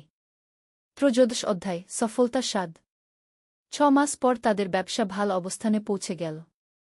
মাসিক আয় ৫০,০০০ টাকা ছাড়িয়ে গেল। কিন্তু সফলতার সাথে এসে গেল নতুন চ্যালেঞ্জ। অনেকে তাদের পরামর্শ দিল, আরও লাভের জন্য কিছু কোয়ালিটি কমিয়ে দাও, ভোক্তাদের কিছু লুকিয়ে রাখো, প্রতিযোগীদের বিরুদ্ধে গুজব ছড়াও। কিন্তু আবু সাঈদ এবং রিফাত এসব পরামর্শ মানল না। বেটা, আবু সাঈদ রিফাতকে বললেন, মনে রেখো, আমাদের সফলতা আল্লাহর রহমত। যদি আমরা হারাম পথে পা বাড়াই তাহলে এই রহমত চলে যাবে গু। তারা তাদের নীতিতে অটল রইল। সততা, স্বচ্ছতা আর গুণগত মান, এই ৩টি বিষয়ে কখনো আপস করল না। আল্লাহ তাদের এই সততার পুরস্কার দিলেন। ১ বছরের মধ্যে তাদের ব্যবসা শহরের পরিচিত ব্র্যান্ডে পরিণত হল। চতুর্দশ অধ্যায়, সামাজিক দায়বদ্ধতা। ব্যবসা ভাল চলতে শুরু করার পর আবু সাঈদ রিফাতকে বললেন, এখন আমাদের সামাজিক দায়িত্ব পালনের সময় এসেছে। তোমার দাদু যেমন করতেন তারা তাদের লাভের একটি অংশ দিয়ে এলাকার গরিব ছেলেমেয়েদের বইখাতা কিনে দিতে লাগল। প্রতি রমজানে ইফতার বিতরণ করতে লাগল। রিফাত প্রথমে ভেবেছিল এতে তাদের লোকসান হবে, কিন্তু দেখল যে উল্টো তাদের ব্যবসা আরও বাড়ছে। বাবা, এটা কিভাবে সম্ভব? আবু সাঈদ হেসে বললেন, বেটা, কুরআনে আল্লাহ বলেছেন, যারা আল্লাহর পথে খরচ করে তাদের উদাহরণ হল একটি শস্যদানার মতো, যা থেকে ৭টি শীষ জন্মে, প্রতিটি শীষে ১০০ দানা, এটাই আল্লাহর গ্যারান্টি গো। পঞ্চদশ অধ্যায়, আধ্যাত্মিক উন্নতি। ব্যবসার পাশাপাশি আবু সাঈদ এবং রিফাত দুজনেই তাদের আধ্যাত্মিক উন্নতির দিকেও মনোযোগ দিল। প্রতিদিন ফজরের পর তারা একসাথে কুরআন তিলাওয়াত করত, হাদিস পড়ত, ইসলামিক বিষয়ে আলোচনা করত। রিফাত আবিষ্কার করল যে ধর্মের সাথে আধুনিক জীবনযাত্রার কোনো বিরোধ নেই, বরং ইসলাম তাকে আরও সুন্দরভাবে জীবন যাপন করতে শিখিয়েছে। বাবা, একদিন সে বলল, আমি এখন বুঝতে পারছি দাদুর শিক্ষার গুরুত্ব। ইসলাম শুধু ব্যক্তিগত ধর্ম নয়, এটি একটি পূর্ণাঙ্গ জীবন ব্যবস্থা গু। আবু সাঈদ খুশি হয়ে বললেন, আলহামদুলিল্লাহ। তোমার দাদু যদি জীবিত থাকতেন তাহলে আজ কত খুশি হতেন। ষোড়শ অধ্যায়, সম্প্রদায়ের নেতৃত্ব। 2 বছর পর আবু সাইদ এবং রিফাত এলাকার মানুষের কাছে অনুকরণীয় হয়ে উঠেছিল। অনেক যুবক তাদের কাছে ব্যবসার পরামর্শ নিতে আসত। তারা একটি যুব সংগঠন গড়ে তুলল। এই সংগঠনের মাধ্যমে তারা এলাকার যুবকদের উৎপাদনশীল কাজে যুক্ত করতে লাগল। প্রতি সপ্তাহে তারা একটি আলোচনা সভার আয়োজন করত। এখানে ইসলামিক শিক্ষার পাশাপাশি ব্যবসা, প্রযুক্তি এবং সমাজসেবার বিষয়ে আলোচনা হতো। অনেক পথভ্রষ্ট যুবক এই সংগঠনে যুক্ত হয়ে সঠিক পথ খুঁজে পেল। কেউ কেউ নিজের ছোট ব্যবসা শুরু করল। রিফাত দেখল যে মানুষের উপকার করতে পারার মধ্যে অসীম আনন্দ আছে। এই আনন্দ টাকা পয়সার চেয়ে অনেক গুণ বেশি। সপ্তদশ অধ্যায়, পারিবারিক সুখ। 3 বছর পর রিফাতের বিয়ে হল। সে একটি ধর্মপ্রাণ পরিবারের মেয়ে আয়েশাকে বিয়ে করল। আয়েশা ও রিফাত এবং আবু সাইদের আদর্শে অনুপ্রাণিত হল। সে পারিবারিক ব্যবসায় যুক্ত হল এবং মহিলাদের জন্য আলাদা বিভাগ খুল। পরের বছর রিফাত এবং আয়েশার একটি পুত্র সন্তান হল। নাম রাখা হল আব্দুর রহমান, দাদুর নামে। যখন আবু সাইদ তার নাতিকে প্রথম কোলে নিলেন, তিনি কেঁদে ফেললেন। বাবা, কাঁদছেন কেন? রিফাত জিজ্ঞেস করল। আনন্দের অশ্রু বেটা। তোমার দাদু আব্দুর রহমানের স্বপ্ন পূরণ হয়েছে। আমরা একটি ইসলামী পরিবার গড়ে তুলতে পেরেছি। অষ্টাদশ অধ্যায়, শিক্ষার বিস্তার। 5 বছর পর তাদের ব্যবসা এত বড় হয়েছিল যে তারা একটি শিক্ষা প্রতিষ্ঠান স্থাপনের কথা ভাবতে পারল। বাবা, রিফাত বলল, আমরা একটা স্কুল খুলি, যেখানে আধুনিক শিক্ষার সাথে সাথে ইসলামিক শিক্ষাও দেওয়া হবে। আবু সাইদ এই প্রস্তাবে খুশি হলেন।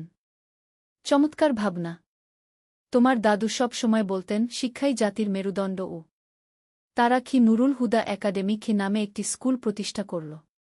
এই স্কুলের বিশেষত্ব ছিল আধুনিক বিজ্ঞান এবং ইসলামিক শিক্ষার সমন্বয়। চরিত্র গঠনের উপর বিশেষ জোর।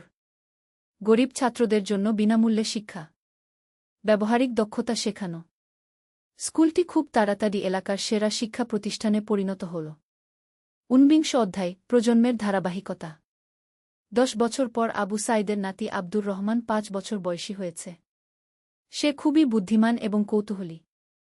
একদিন সে আবু সাইদকে জিজ্ঞেস করল, নানাজান, আপনি সব সময় আল্লাহর কথা বলেন কেন?